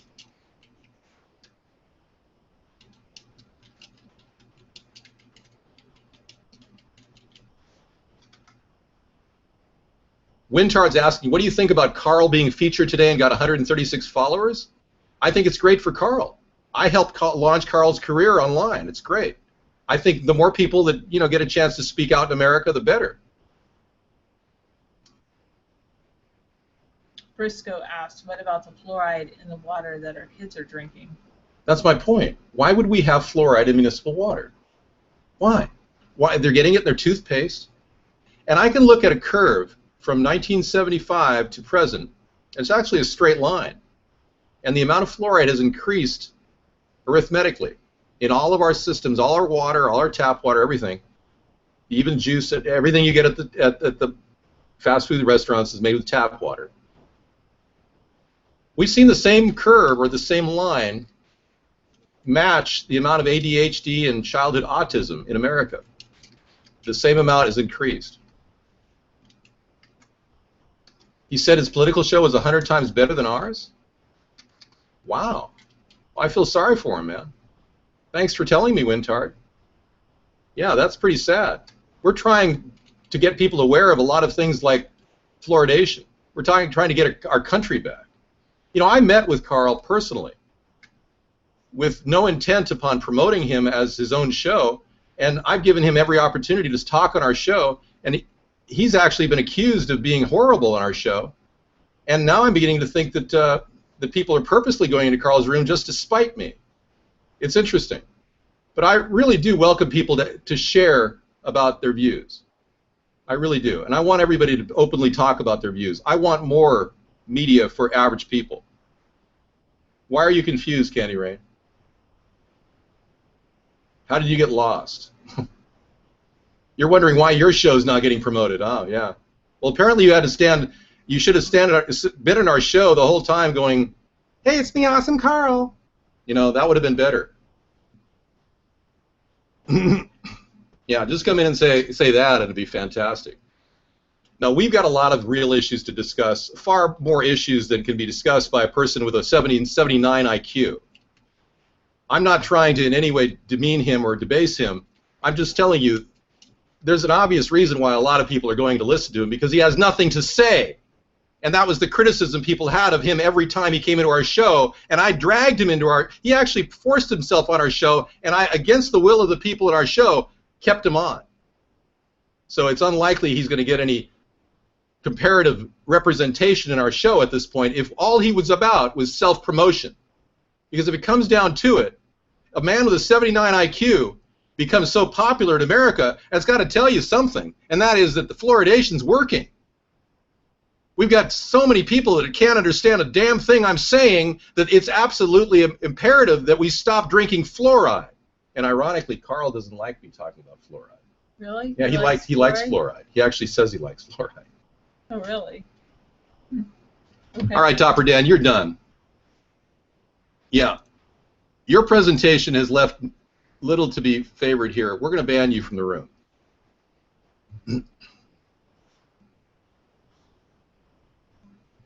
Okay. Yeah, it's not a big issue. I think whatever people want to do Let's with be their serious life here for a second. is perfectly fine. I put blackface paint on, and I didn't mock him. I impersonated a bad caricature of him. My intent at that point was to raise your bar of awareness, but obviously you're unable to get anything at all. So I'm assuming, Frisco, that you don't even understand what I'm doing or how this is affecting the world around you. Nippers, I don't think the fourth party has a shot in hell. Primarily because a third party doesn't have a shot in hell. But thank you. Yeah, I understood. Everybody understood it. Unless we get mainstream media attention, I don't care if Carl and Ed have 130 viewers in their room. It won't make a hill of beans difference in this country. Mainstream media is keeping us out, and you, the voters, are the only ones who can actually raise any kind of contention to what's happening. Not at all. I'm not an entitled white born-to-rule mentality person. I've been completely violated. I'm a victim of affirmative action. I didn't have any special favor like Obama did. He lived in a palace. His wealthy mother or grandmother in Honolulu, Hawaii, was connected to some of the richest people in the world. High finance people. I came from a middle-class family. I didn't have a silver spoon in my mouth. I had a plastic spoon in my mouth. Actually, it was Bakelite when I was born. A Bakelite spoon in my mouth. Obama's been treated like a basketball player. He doesn't have any real, solid, general idea of his own. He borrows ideas from other people. And he's been promoted throughout his entire presidency as this great visionary, when in fact his vision falls short of being delusional, idealistic at best. And worse than that, he's hurt our nation deeply. Foreign policy has suffered. Relations with foreign nations like Angela Merkel and Germany, extremely shaky right now. Angela Merkel was on the phone for a couple hours with him, insisting that her cell phone was being monitored by the NSA, and Obama's going, well, Angela, bear in mind, that wasn't happening. I categorically deny it. Just like he said on Jay Leno. Oh, they're not listening to you. You know, they are listening and they are watching. The day after he did his Jay Leno thing, the administrator for the NSA said, no, we do listen in. That's what Edward Snowden brought out. That's what Thomas Drake brought out 2 years earlier than Edward Snowden. They're using Skype software to do domestic surveillance. Barack Obama, Manny, and my eyes aren't dancing. I'm reading 14 different things at the same time. You want me to just focus on the camera? Would that make you feel better, and not read the chat, Manny, and just listen to you? Would that make you feel better? My God. I mean, I can't win with this guy. Anyway, the Ebola outbreak has continued to grow. Let's take a look at it. We'll look at it over in Vaughan for a second.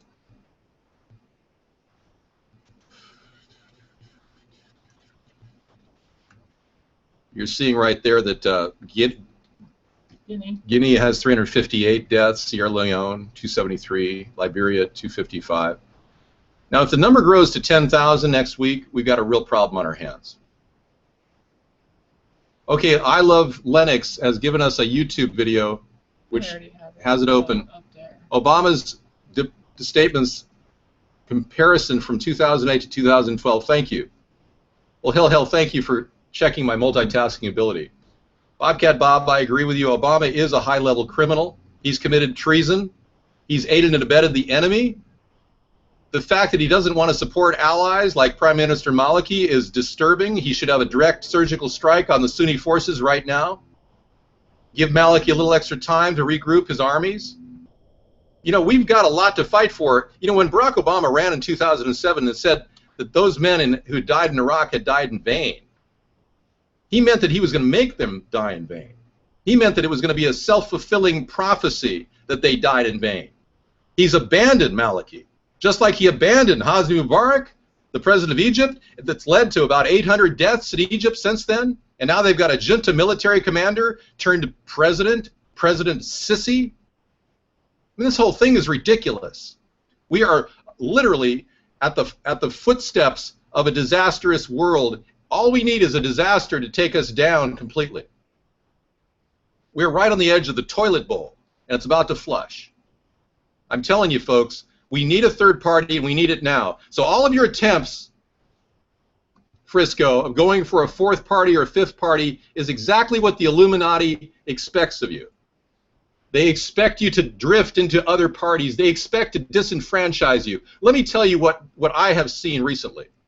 There's a person broadcasting called Dabo7.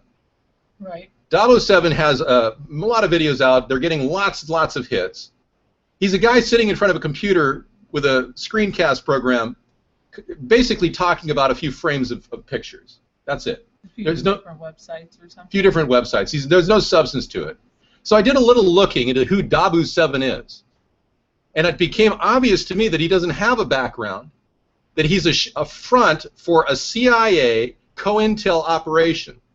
Now the reason why I know that is he's promoting this idea of some sort of a new jihad in the Middle East. He's promoting the idea that ISIS and ISIL forces are working together to take down and destroy what we have achieved. But he's not getting the whole picture, and it's very interesting that the things that he's promoting fragments our ability to think. And he reminds me a lot, the way he delivers his message, of Alex Jones. A lot of hype, not a lot of substance. When you look into stories, you have to get the substance in order to validate anything. So it occurred to me that Dabo7 is actually some sort of anachronism for a Defense Analysis Bureau 007. That's what I'm thinking. Defense Analysis Bureau 007. That's what I'm thinking this guy is. He's no different than Alex Jones, a shill for the military-industrial complex. And what do they gain by this? They fragment our thinking. They separate us into different parties. They make us into anarchists or libertarians or possibly even communists. They are basically turning our nation into some sort of like a joke. No one ever unites. No one ever gets on the same table. Defense Analysis Headquarters Bureau, something like that. Yeah, yeah. And plus, you look at the blackface video I did in 2000, and I guess it was something somebody copied in 2010. I did it in 2008, but they copied it in 2010. I pulled mine out because I really don't want you guys hating on me. But if you do, that's your choice. I can't control it. But I can tell you that those blackface videos have had so much play. You'll notice the hit counter is still at 15,000. Yes, Mioff, I would cut off all travel from Africa, direct travel or indirect travel from Africa. I would implement that order right now. Yes. Well, the blackface video is out there, but it doesn't have any, the hits don't go anywhere. 2 years ago, our hit counter went from 30,000 a week down to 30. I'm not repeating anything. I'm just telling you, this is what's going on.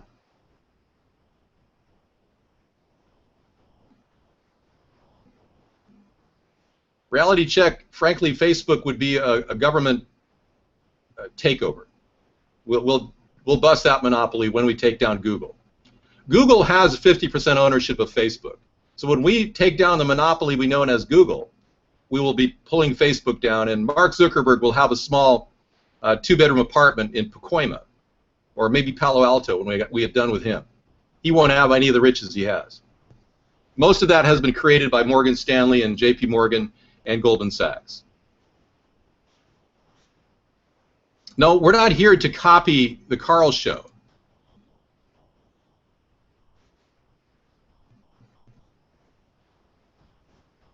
Like that. Sure.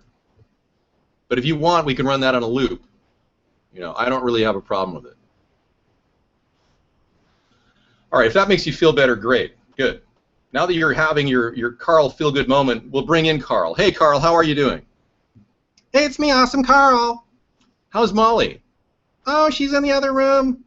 Never on camera. How's she doing? Oh, pretty good. Never even met Molly on camera. So what's concerning you? What's concerning you, Carl? What's on your mind? Oh, not much. What about you? Okay, we've got about 50 things we talk about incessantly. So I don't know. You tell me what's so great about a guy who talks about nothing I'll tell you what's great about us is that we talk about the news, we talk about all kinds of things, and wow. Patients got unapproved Ebola drug. 2 Americans infected with Ebola in Liberia have just been given an untested drug. One's in a hospital here, and another is set to arrive Tuesday. We got another Ebola victim coming into Atlanta right now. Yeah, this is ridiculous. The very fact that they're bringing them into our country, isn't this absurd? Well, we met Carl in his hometown in New York. Look, I've had nothing but good things to say up to this point about Carl, but it's very obvious to me that Carl's trying to ride on my coattails. Yes, I think there's a lot of people that try to ride on your coattails. I just feel so I feel so sad in my heart that we went out of our way to go visit Carl and Hoppy. Now, if you can imagine Carl, you know, just trying to get noticed. I mean, of all the things. No, our Skype is. When we have a real political movement on track here, and I got people that just want to be noticed, and then I got a pathological liar like Hoppy who claimed he was in the U.S. military. And like Candy says, he doesn't cam up, so I don't know if that person is true that said that about his show, because that person could be just. Well, if he's not camming up and it's not his show, then we don't even know who's handling Carl. Saying, you know, that person could be saying something just to I know. say that to you. Well, yeah, and you know, at this point, I said this to Sarah. I said, you know, when Carl calls the next time he wants to come on our show, I will ask him, are you getting 130 viewers in your show? And he will say yes or no. And if he says yes, I'll say, well, I want to be featured on your show. They're not affiliated, Broken Window.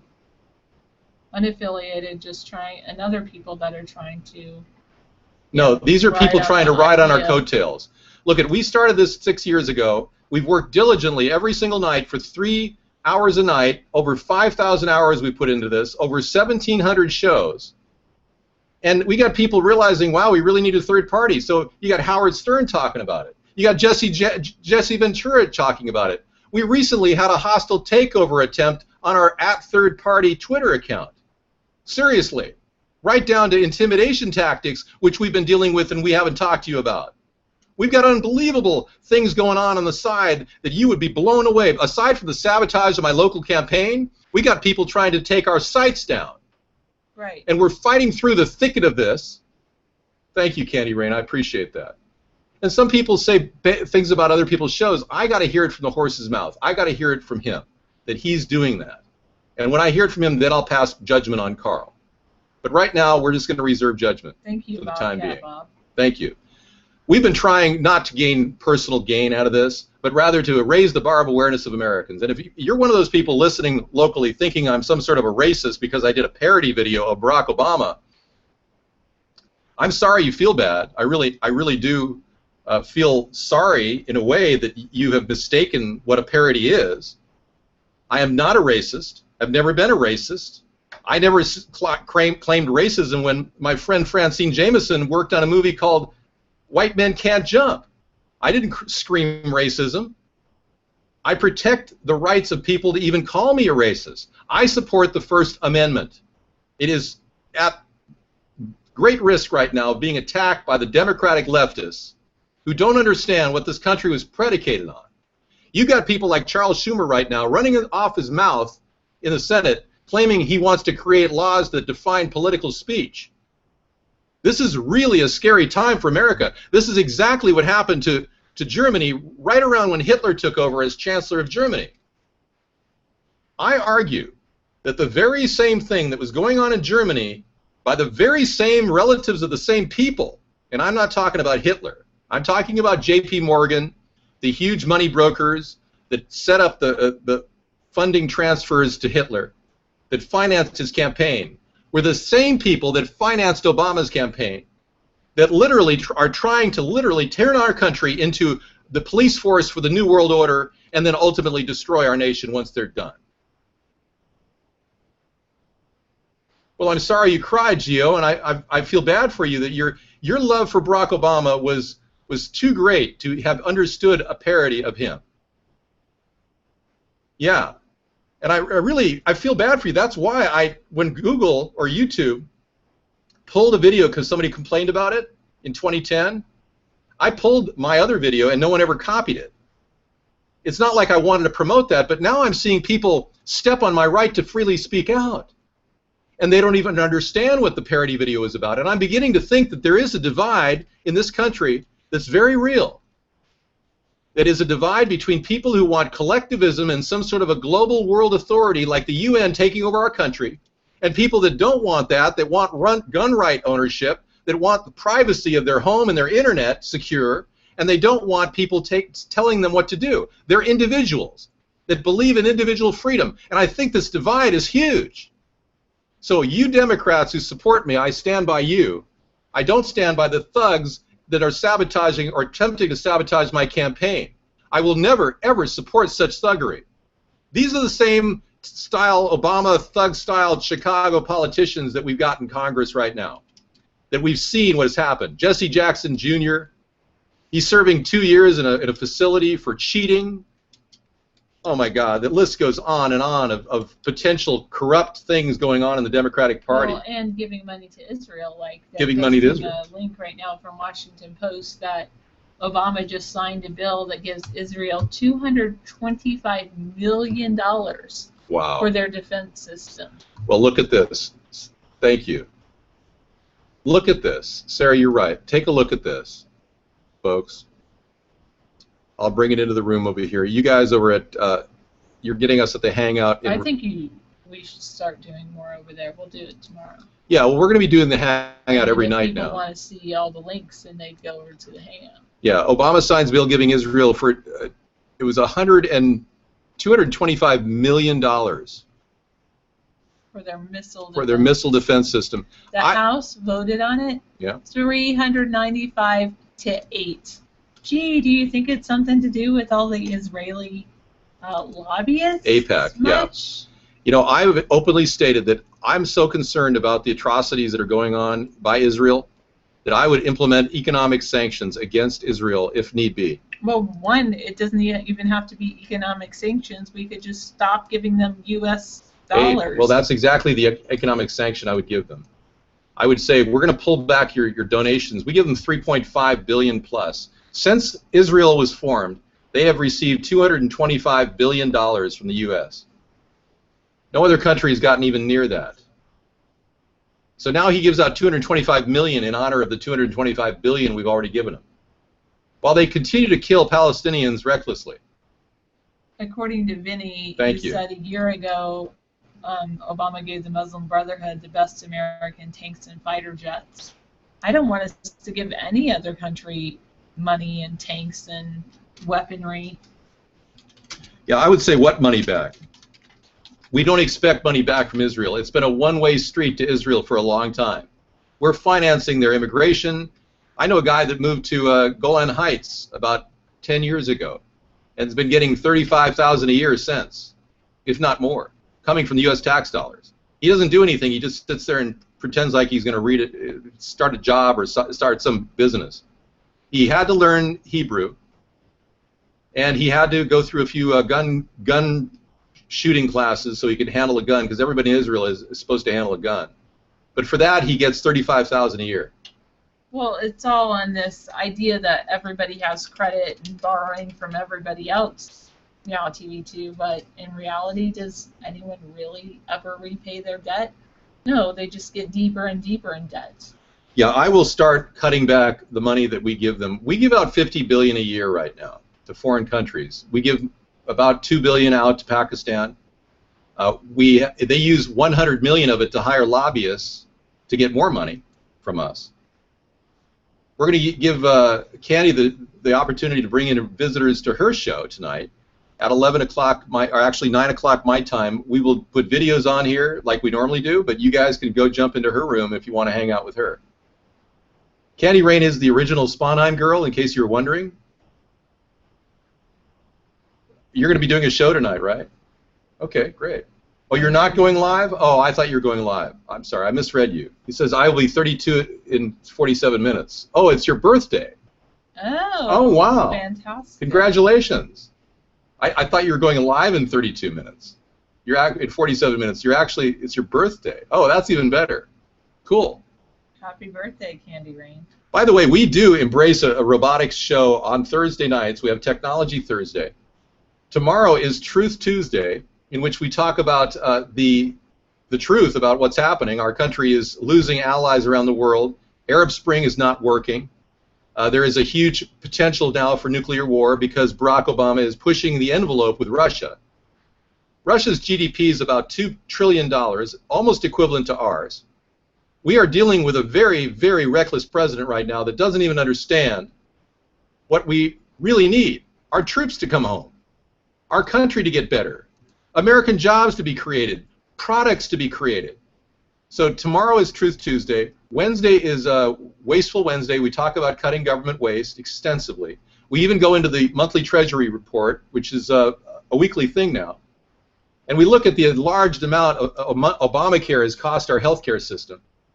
You know, when Obamacare first passed illegally through reconciliation, which I believe is an illegal use of the use of reconciliation, I'm surprised no one in the Republican Party filed a lawsuit for the illegal use of reconciliation, but I guess I didn't have the funding to do it. But we see that only about 5 or 6 major corporations are really profiting from Obamacare. And guess who's paying the bill? You, the taxpayer. Those 4 million people that signed up to the Affordable Care Act after it rolled out, limping, barely functioning, actually in many ways violating your security because they went through a Bulgarian firm to operate the backbone of their site. It's crazy. We have seen now that Obamacare is helping Cigna make your tax dollars disappear.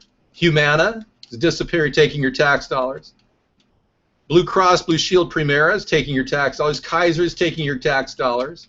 But all the little corporations that are small mom and pop insurance companies, they're going under.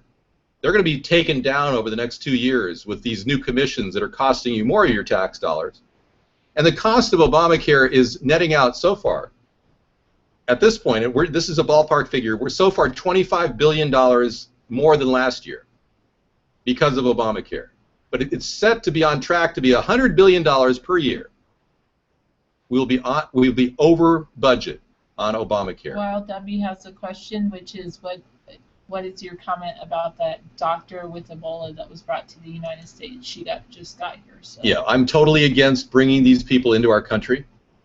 I'm shocked that they couldn't run the CDC operation on even the boat. Doctors Help Doctors has a boat. They could run the CDC operation on that. I mean, we don't need to bring them into our country. So what's happening in many ways is a potential major bubonic-style plague that could hit America that could devastate our nation. And it would force their New World Order plan of setting up FEMA camps with all the accoutrements, including a gas chamber, to execute their incineration of human being plan. Now, if that's something they're doing, I don't know if it is, but it looks like it could be. It's a pretty sinister plan, and bringing Ebola into our country is the worst possible scenario. Bubonic plague is alive in Colorado, yeah. There's some animals that have it. Little chipmunks. So if you get really high in Colorado, don't wander in the woods going, dude, look at the chipmunk. It might turn back and be full of bubonic plague. You never know. Okay, so it took 20 months for the Democrats and Republicans in Washington to roll out recreational dispensaries. As soon as it rolled out, we got 25 dispensaries that only had maybe a few pounds of weed, and they were only allowed to sell 1 gram at a time. And we're about the same right now. They're still looking for mold in all the 500 pounds of weed they have in Olympia. They're sitting there, some guy's going, "Hey, look at the microscope. Oh yeah, I think I see some mold here, dude." They really don't even know what they're doing. So they have lost already. These Democrats and Republicans have lost at least $500 million in revenue. This is coming from a state that's $90 billion in debt. That's 90,000 million in debt. So they gave up $500 million of potential revenue there. They closed down all the state liquor stores. That lost them $100 million a year in revenue. So that's $600 million a year lost. It's pretty crazy in a state that's 90,000 million in debt. Wow. Crazy. All right, so they don't know what they're doing. They need more licensed dispensaries out there. They need more product on the streets, and they need to drop the price from 25% for tax per section. It's like a 75% tax because the grower has to pay 25% tax, the distributor has to pay 25% tax, and the retailer has to pay 25% tax. So we're looking at a possible 75% tax. So somebody goes in there to buy a gram of marijuana, they're facing about an 800% markup. I mean, if you bought an ounce of marijuana in the black market, you could pay $8 a gram. At that local recreational dispensary, you're going to be paying $25 a gram. Now, I want to make legalization my primary goal. My first thing that I will do as president, the executive order that I will sign, will take marijuana from the list of controlled substances and remove it. It'll remove it from that list. And it will also put together a taxation plan of 25% in that executive order, so that the government will have a cumulative total of 25% tax on marijuana. That's realistic. That'll help the sale, and that'll encourage people to, you know, pick up a 10-pack of blunts, pay $5 out of a $25 10-pack, or maybe $6 or $7 in tax. $6. All right, thank you very much. I'm going to step out while you guys spend some time here. I'm going to get a refill, and I'll be right back. All right. Yeah, it's, you know, it is interesting with Ebola coming to the United States. It's, some people say it's treatable. Some people say it's not treatable. They did say that the Americans that are, 2 Americans infected with it that came to Atlanta, Georgia, were given a drug that has not yet been evaluated for safety in humans, because who's going to sign up for an actual Ebola drug unless they have Ebola? So, hello, security monitor, JTV. Oh, if we legalize weed, then Alex Jones will complain that it's GMO artificial weed with fluoride in it, maybe. How do I feel about people that are disabled that are on SSI? I would love to see a test for people that are on that to make sure they qualify for SSI. I know that they already have a test. One of them is they either have to have something physically some kind of physical disability or an actual mental disability. And I personally think that the corporations, that there's not enough jobs for all people out there. I would love for there to be enough jobs for everybody, and say, okay, now there's enough jobs. We don't need people on SSI. We need more people to do work. But I personally think that there's not enough jobs for everyone. I think as we move more toward automation, it frees people up from working. Therefore, what I would like to do is keep the current system in place that we have. Meanwhile, I would like to work toward another system, which would be a homestead renewal system, or housing provided by the government, not subsidizing landlords, or subsidizing the private sector, but actually provided directly by the government, and then give it to people who qualify for Section 8, and then to people who qualify for disability, because right now these people who qualify for disability are getting lots of money, and they're using that to subsidize the private industry. And it's, to me, I just see that we can do things a lot more cost effectively.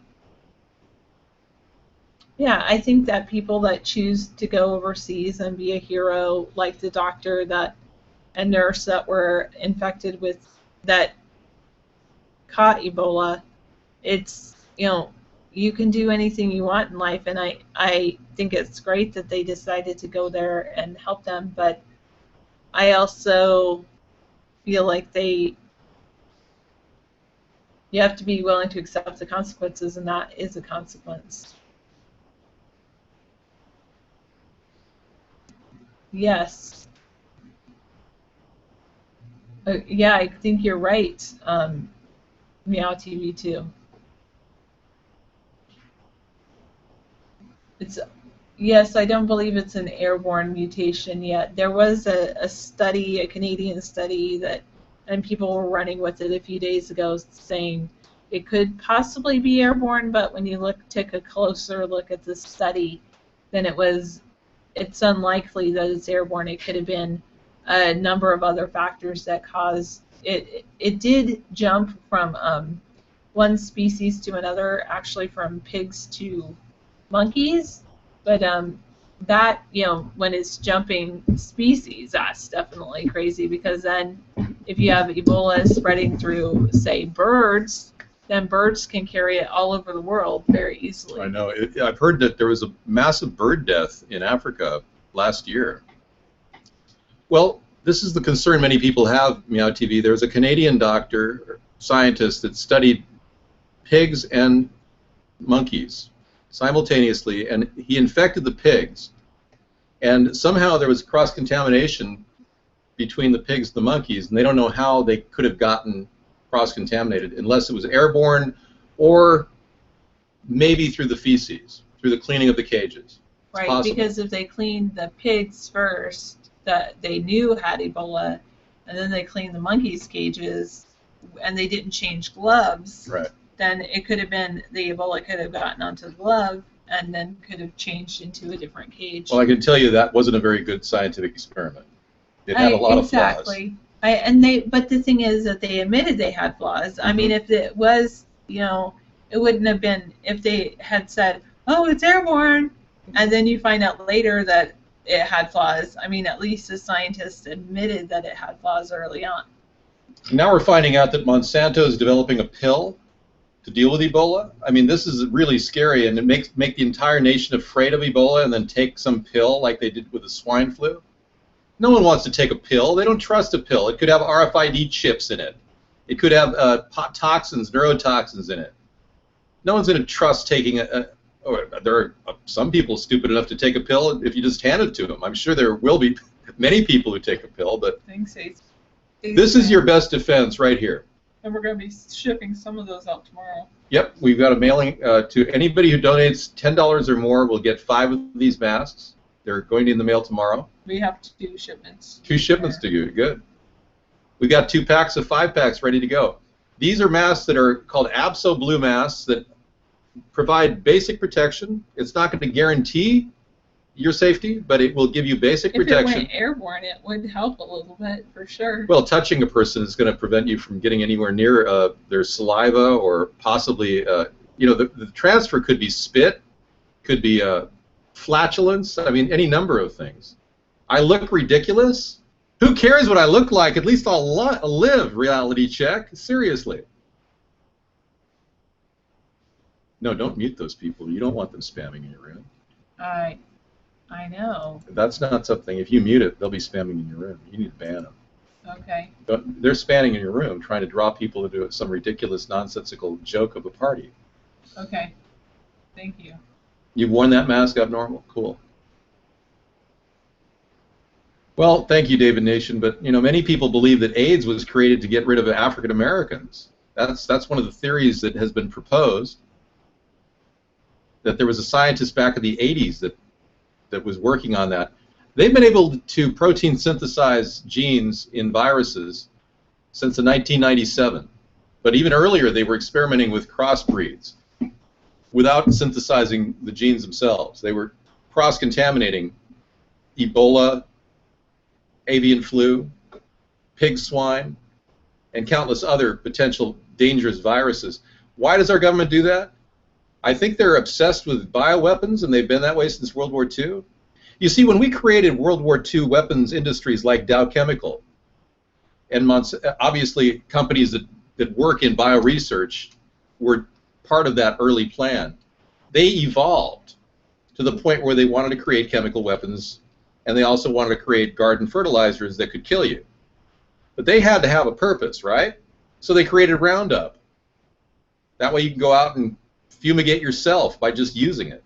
This is why I supported organic foods back in the 80s and still believe strongly in the organic food movement. I believe in a thing called integrated pest management, where we basically deal with crises as they pop up, not overdo any pesticide. If you get a serious outbreak of crickets, you could have yourself a massive takedown like they did in the Dust Bowl days of the 1930s. If you get grasshopper invasions, it could take down an entire nation. So you have to use pesticides in certain particular situations. Yeah.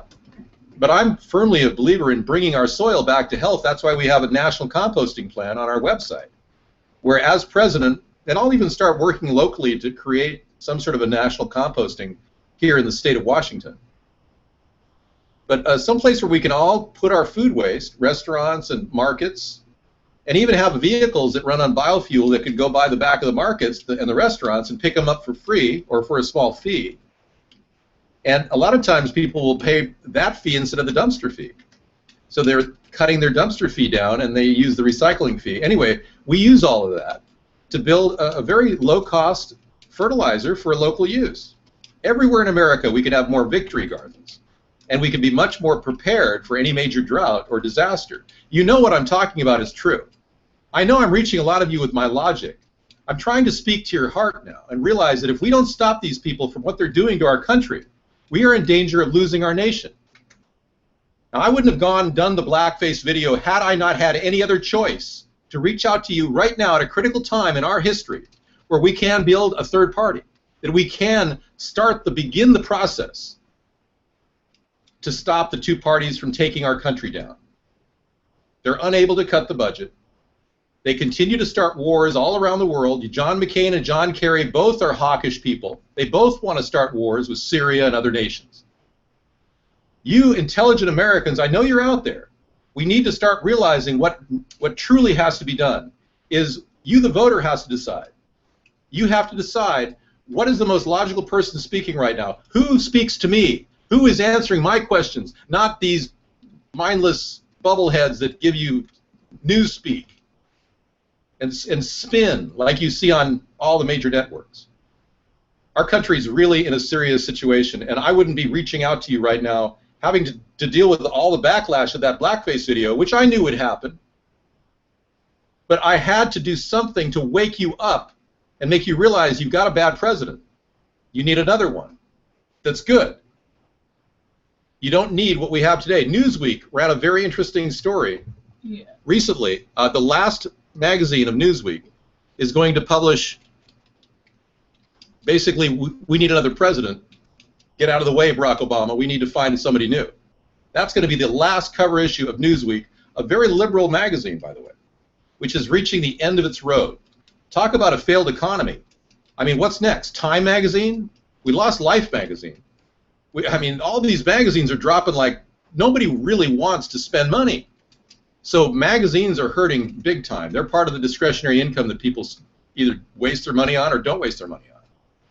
Eventually, coffee shops will start losing money because people realize, hey, they can brew their own coffee for 10 cents a cup, not $2 or $3 a cup. But these are the things that will be waning and suffering. I came from a retail sector where marketing, like Candy Rain does marketing online, with certain things she makes, candles and salts, things like that. I had customers in the retail sector that couldn't make a living anymore in 2008. So I ended my business too in 2010 when I realized they couldn't afford advertising.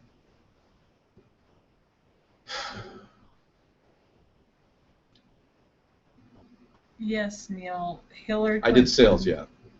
Isn't currently in office, but David will run against her.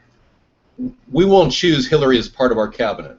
I assure you that Hillary and Barack will be ancient history in the Democratic Party. Once I help give you guys a new face. Now, if the Democratic Party is what I think it is, kind of like a snake that needs to shed its skin, because I can see how a lot of you really had a good, strong feeling for the mandate, that what you wanted was no torture overseas, no rendition, but you got torture and rendition. Obama's proven to be just as bad, if not worse, than Bush. You wanted to get our people out of Iraq, but at what cost?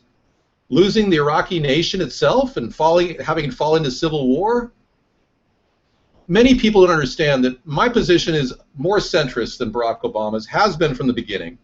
I didn't want to ratify the war in Iraq. I did not want to. But you go to my website, I still have a plan to keep the peace there. Because I was willing to work with the Republicans and understand the goal of maintaining balance in the region as well as protecting the Iraqi people from danger. But clearly they are in danger, and it's getting worse. I didn't sell shoes, I sold men's furnishings like ties. In fact, I even have a tie from when I sold ties at Bullock's department store. Thanks, Winchell.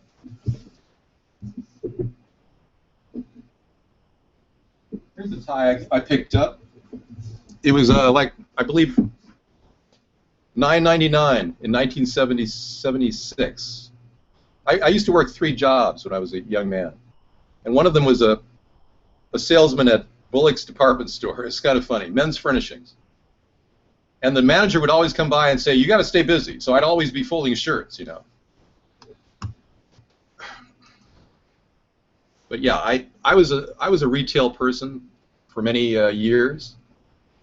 I helped to provide advertising to local retailers and merchants that are now seeing their businesses collapse. We're not serious. We're fine. I'm just glad a lot of you have finally come to your senses and realize that if we put together a plan that makes sense, like we believe we have a plan that makes sense at America's Third Party, we approach the media, the mainstream media, with the vision that we have for our country, living at peace with our environment and also becoming eco-friendly with jobs, green, clean technologies. Things that Barack Obama just threw money at, like Solyndra, failed. Fisker Motors, that Finnish electric car, $1.5 billion, failed, bankrupt. I would never do that. We'll get the government to do this itself. We'll let the government start to create things and get a good product. Now, if we can't create a good product for a small amount of money, because I'm not going to throw billions of dollars at this, if we can't do this for maybe $500,000 or $1 million to start up and create a prototype, and then get people to say, yeah, we can mass produce this here in America, I won't proceed. But I'm offering products that will generate a tremendous amount of income across the globe. We're talking about producing desalination units that float on barges. They can be filters for the ocean, too, that can clean the ocean and desalinate and produce electricity at the same time. I mean, these are products that can be made in on the West Coast, like in Bremerton. We could have a building process going on with our floating electric water generators. Or we could do this in maybe some place like Maine. There's a small area like Eastport, Maine. Perfect place. The population there is struggling to just meet their minimums. They desperately need production. We create a barge facility in Eastport, Maine. Instantly, Maine gets tourism again, which is ailing. Tourism industry is really suffering. You can't generate growth unless you actually grow something. I know that sounds a little simplistic, but it's a truism that plays out in society. Unless you can actually produce a hot dog at a hot dog stand, you're not going to make money as a hot dog stand operator. Seriously. Similarly, if America doesn't produce a product like a solar panel that rolls out like a carpet on your rooftop and can be installed by 4 or 5 people in 2 days, it's going to give you a tremendous benefit of energy. You're going to get a tremendous boost on your electric bill. It'll be dropped 30%. We'll get paid back for the infrastructure. The guys that installed it will have their own small business, and everybody's going to come out like a winner. But we're going to produce something that's going to save us money, cash. We're talking the amount of money your space heaters take up in the winter. You see what I'm saying? We do that. We create something. We're creating lower cost energy. You leave venture capitalists to do this, they will screw it up. They have 35 years to screw up the entire solar industry, to the point where Barack Obama now imposed a 31% tariff on China. It'll actually be a 250% tariff on any Chinese imports. China's going, what are you doing? We're trying to create a low greenhouse effect. We try to produce green energy. He said, what are you doing? We're telling China we want you to produce really good low-cost solar panels, but we don't want to give you a fair shake in our market. I mean, I agree with a 15% tariff, but I mean, seriously, I mean, China's going to probably like what I'm going to offer them. If we can do this ourselves, I want to do it. I just want to do it. We want to make money, too, as Americans. We cannot possibly just job everything over to China.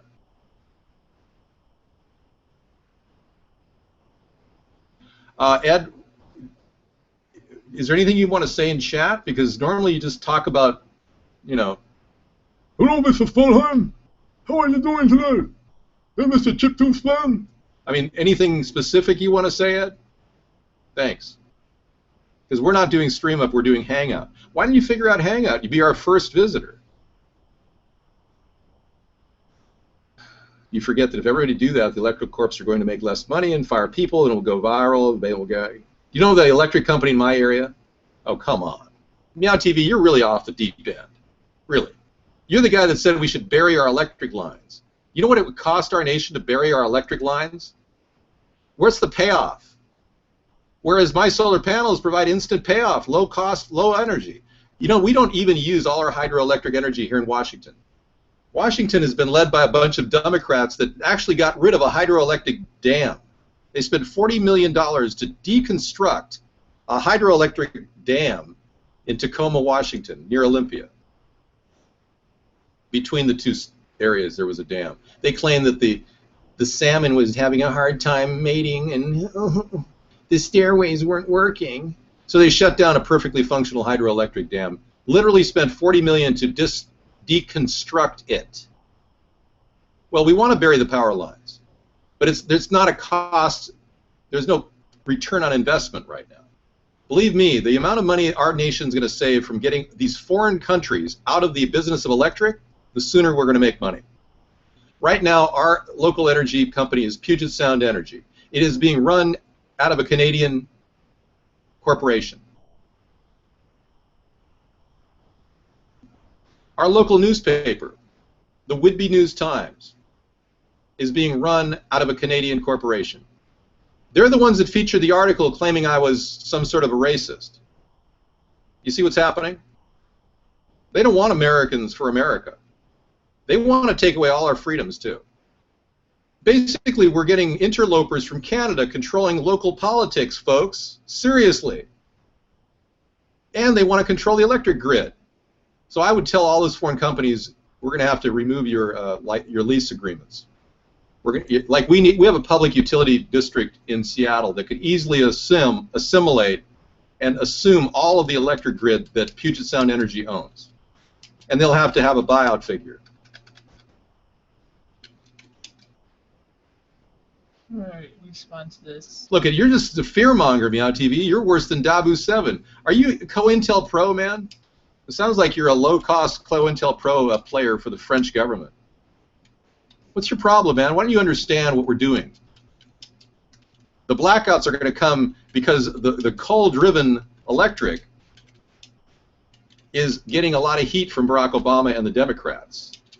Believe me, their cap-and-trade legislation, which is not a good plan, will cost the coal-producing states a huge amount of jobs. There's 790,000 coal-producing jobs out there that are going to be lost as a result of. I will never turn my back on coal production, ever.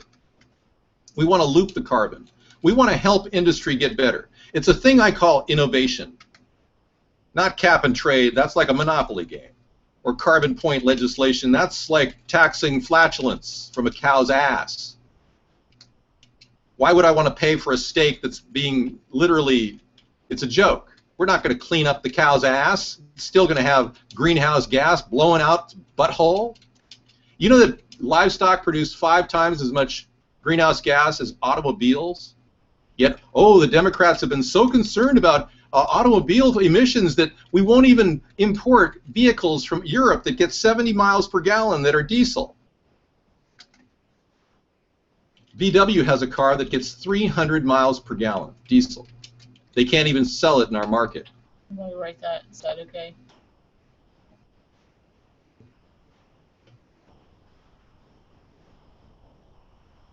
Okay, how many roads are closed with wires on the ground? Oh. with tornadoes, floods, and quakes each year. We do have a lot each Just year. repeat that I'm a fiscal conservative and a social liberal who's trying to find always trying to find compromise. A little bit more substance in the letter. Thank you for writing that. Yeah, so I'm going to get a little bit more intimate with the show. Obviously, I haven't been even talking to this camera over here for the past hour, but I've got 2 cameras going. And I can tell you, if you're watching this in archive, and I thank you for watching it, we're in the Hangout. The archiving is going to go on big time now, because it's time to flip the switch on. We've got about a year and maybe 3 or 4 months before this is serious. And if we haven't taken this seriously by now, we need to get better. Hunter S. Thompson had a phrase that he said, the great author that wrote so many great books, Fear and Loathing in Las Vegas, etc. Hunter S. Thompson said, when the going gets weird, the weird turn pro. That is exactly what's going on here. If you think I'm some sort of a weirdo, I'm a professional weirdo, if that's what you believe I am. Bottom line is, I'm the guy with the great ideas that hasn't been heard for the past 6 years. I'm the person who's been struggling to get this country back on track and has been ruled out as some sort of a whack job because I question whatever happened with the World Trade Center. I don't believe everything is exactly as the 9/11 Commission report says it is. Or maybe I question it, the possibility that there might be some cover-ups going on in Barack Obama's administration. Oh, so I'm the bad guy. I'm the messenger. I'm just the person who says the obvious. Things are not right here. We can all feel it. And now's the time to get serious. So if I have to step it up about 10 notches to push other people out of the way so that you see the clear vision that I have for this country, and it's a long-term vision, if you don't see that now, I'll do everything I can to articulate it in the coming weeks. But this is going to be a real campaign for 2016, and I'm not giving it a little bit, I'm giving it my all. So bear in mind, this is real. I can feel it too, Abnormal. Anyways, we got a lot of making up for lost time, because we're going to be looking at 16 years of corporatism dominating our country. We won't have much time to regroup because we have to get low-cost solutions for education. So we came up with a 6-week to 6-month plan that will actually give people a chance to get a certification, to get a job, $20, $25 an hour. The 6-week plan, you could become a solar installer in 6 weeks. 6 months, you might want to become an emergency medical technician person working at a local mobile medical unit that we will be building at the local VA in 2017. We have a plan that doesn't require Congress to agree on every single step. What I want to do is hit the ground running and show you that I can pull off most of what I'm saying.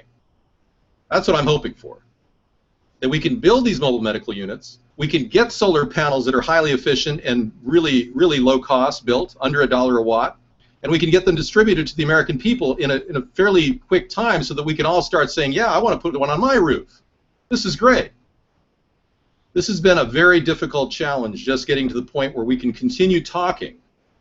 And now is a time when I have to dig deep to find out real solutions for our country, because right now it seems as though Obama has no new ideas at all. And I will be doing everything I can. I'm not buying any one of them, tautologist. None of these conspiracy theories are actual facts unless you prove they're facts. I can prove to you that we have not seen a photo of Osama bin Laden's dead body. No one in America has seen a photo of his dead body. I can prove that to you. I can also prove to you that no one on the Carl Vinson saw him being thrown out into the North Arabian Sea. And I can even show you video of the person that shot the Osama bin Laden himself, and I'll play that later tonight, say that it didn't look like him at all. So these aren't conspiracy theories, these are conspiracy facts. And I'll tell you something even more disturbing. 31 Navy SEALs risked their lives in that event that looked like a disaster on the ground. It looked like the plane had completely been vaporized. The helicopter, the stealth helicopter. The State Department said that they've been watching it for 5 years from satellite. People around there said they'd only been there for 5 months. State Department said it was blown up later to get rid of the stealth machinery. There was only a few witnesses that heard one explosion. One of them Twittered it. There was only one crash, one explosion. That was it. So those men must have lost, some of those men must have lost their life right there and then it was a cleanup, mop-up operation. But 31 later, a month and a half later, and the father of one of those guys that ended up dying, he had an email he was trying to get from his son a week prior to the guy dying. The NSA kept it, claiming it was national security. He petitioned the courts to get a copy of that email to find out what his son had said to him. God knows what he said to him about Benghazi, or excuse me, about Abbottabad. But it was an extremely important email. He never got it. A federal appellate judge overturned the local judge that ruled in his favor, and the document, the email, has never been read. National security's taken over. So we can't even find out what happened to that Chinook helicopter. There's been no investigation. You're talking about 31 highly trained Navy SEAL Team 6 at great risk, and we don't know what's going on. Real serious. Thank you, AAA. Appreciate it. Hey, appreciate all your input, too, tonight. Let's address the chat room. SEALs don't die in helicopters. Good point, Abnormal. That's I've heard of very few, multiple SEALs in one transport operation hit by 2 RPGs over enemy territory in the SWAT region. I mean, this is the most disturbing thing I've ever heard, yet no discovery going on in the American media. Nothing. Okay, so there's a lot of answers that need to be addressed, questions that need to be addressed with answers, rather, and we're not going to be able to come to an immediate reckoning if I win in 2017 or 2016. All we can do is start putting the feelers out there. Meanwhile, the first thing I will do is lie detector test everybody, from the Secret Service down to the Justice Department, into the NSA, and not one person will be spared the lie detector test.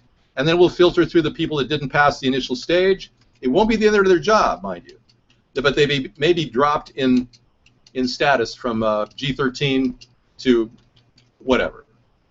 We want to figure out who we can trust to get this country back on track. And that's the first order of business. Also, legalization of marijuana. But if we don't start building new production rather soon and getting the Homestead Renewal Plan going rather soon, we won't have any real traction to start growing. We need to start growing immediately. Of course they can be beaten, but not secondary and tertiary lie detector tests. There are ways of detecting people on a second and third trial with thermographic imagery. That reminds me, I have to write that article to the TSA. I have a couple ideas I want to implement at the local airports. I have to write an article to them because they're having a contest right now. Right now, the TSA is having a contest to determine a new method to fast-track people through airports, because clearly airports are suffering from sales.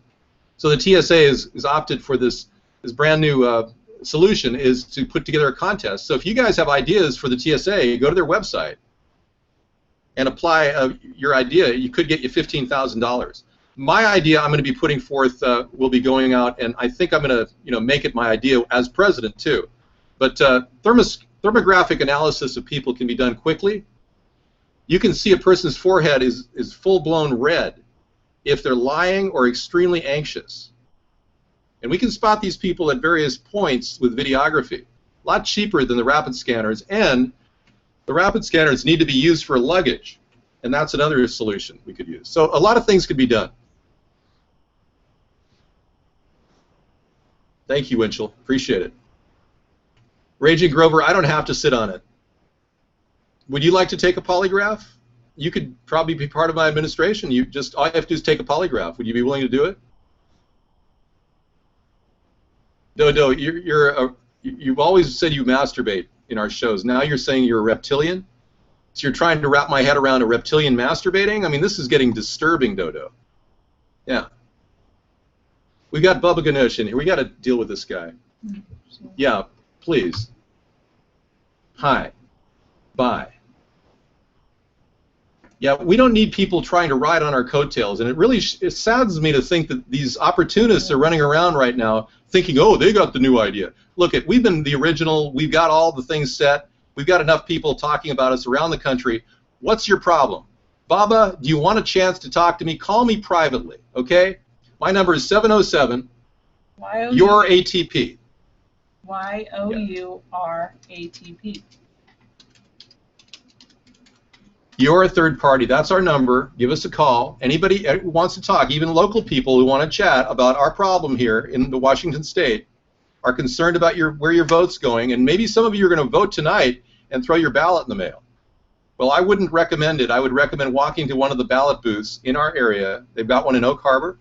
There's a couple of one. There's one down in Coopville at the county building, right across the street from the county building. But if you're putting your ballot in the mail right now, I would urge you to drive it to the ballot booth. Okay. Aiden, thanks. Thanks. Well, we don't need to worry about that. Not really interested. We're aware of people trying to ride on our coattails right now, but this stuff happens all the time. Probably him. Peter. Okay.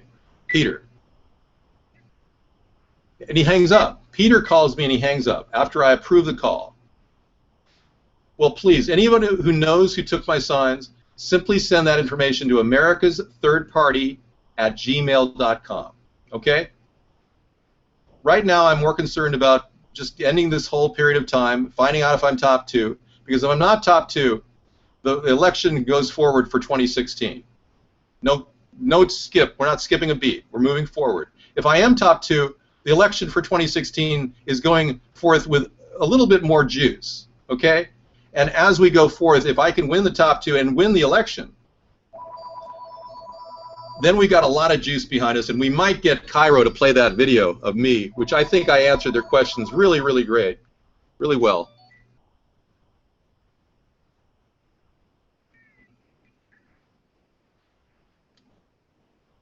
Okay, we got hey Nicole, how are you? Pretty good. Are you calling from the show? Hang on. You know, I'm not taking calls about Bubba Ganoush. Give him the number, Nicole. 707 your ATP. If he has a problem, now you know you figured it out. Yeah. Nicole, so you can give it to him. Give it to him. Tell him what the number is, and go from there. If he wants to call me and become part of America's Third Party and promote America's Third Party, great. If he wants to run for president himself, then he really doesn't have to call me. He can just run his own campaign. Exactly. And we can invite the America's Fifth Party to come in, and we can invite America's Sixth Party. And I'm working on America's 27th Party right now. Right. Chewy. I think Aaron's calling. Hey, Aaron, is that you? Hello? Billy? Any actual question? Try to get a voice changing software online. It's cheaper than hurting your vocal cords like that, man. I mean, you know, you could get little like tumors to grow on your vocal cords like that. Doing that. Yeah. Anyway, I don't want to listen. You don't want to hear what they're saying. Trust me, it's worse than Alex Jones on acid. Thanks for sitting back and listening to it all with an open mind. Yeah, and really. Thank you guys for watching our show for so long. I mean, yeah. For those that came into the gaming show at 4 p.m. Pacific, and then also into this show for the last 3 hours, I really appreciate all the viewers and all the support. So. Hey, hang on. We got a question here. Doc in Arkansas, what's going on? Hello, how you doing? We're doing okay. We're just kind of, fielding questions. What's your question?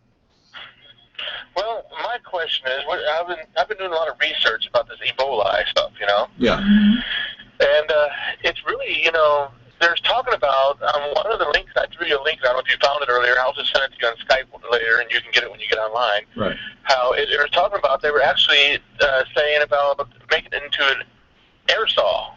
Yeah. They could have made it into an aerosol, and it's possible. And who would do such a thing but a person committing genocide? Genocide, yeah. Yeah. It's crazy. And that's the reason I was wanting to talk, mention that to you, so I'm really surprised when you got a link there. And I'm working on a banner for Yvonne Pettier. I'm working for a banner for you too. I'm working on one for you. Awesome, right on. Awesome, great. Well, Banners are great. We're not going to be taking any other callers tonight, I but figured I'd mention that to you. I really appreciate it. Yeah, I'm really concerned about this Ebola and the fact that they're bringing patients in right now. I would never allow anyone to come into our country from Africa. I would have clamped down on all air traffic at this point. I don't know about you, but I It would. should be 100% lockdown. Yeah. I believe it should be a lockdown. Nothing coming out of that country and be done with it. That's right. I agree. 100% lockdown. And I think a lot of people are wondering why Obama is not doing something right now, aggressive. And I'm asking a lot of the Democrats to start rethinking their views of Barack Obama. And I know it's costing you guys a lot of turmoil, but bear in mind, I'm not forgetting your mandate, and I understand the importance a lot of people feel about subjects like, you know, helping homeless people. I don't think Obama's even addressed it. Or getting a public option. I know Obama's not fighting for that. So I'm very concerned too. Well, great. Thanks for calling. I appreciate you making that sign, and we'll wait for it to send in. So you have yourself a good one, and I will talk to you later. Thank you so much for calling. Take care. And I want to thank everybody for coming to our show. We're gonna play some videos for you tonight, and I will see you tomorrow. We are. We're going to play a couple videos. In fact, I'm going to do both. No, we're going to drop off of our Google Hangout. I thank you all for watching the Google Hangout thanks for too. coming to our Google Hangout. They're going to get better. There's a 3-hour show going on the internet every single night now, and we're going to try to keep this up. We've been, you know, keeping it private for a while, but now it's great to open it up to as many people as possible.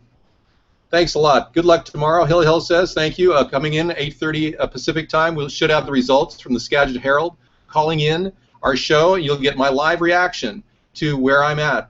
Whether I'm, you know, not in second place, I can't qualify for the finals, so I would drop off if that was the case. And I'm prepared to take that as the possible outcome. I have no problem with whatever outcome comes my way. I'm not hinging my future on the outcome. Great. Thank you so much for coming in, everybody. Tomorrow is Truth Tuesday. If you want to check out our gaming show, come into, actually follow us at Third Party. Yes. And you'll see our gaming show come on. It's Twitter.com. Twitter.com. Here's a picture of Hillary cowering recently when she didn't know what was going to happen to her. We didn't know if she was going to get hit by something, or she was at an event and I think somebody threw a shoe. I think the #1 conspiracy theory on my end is a couple of questions I have about the JFK assassination. Good night, everybody over there. Take care.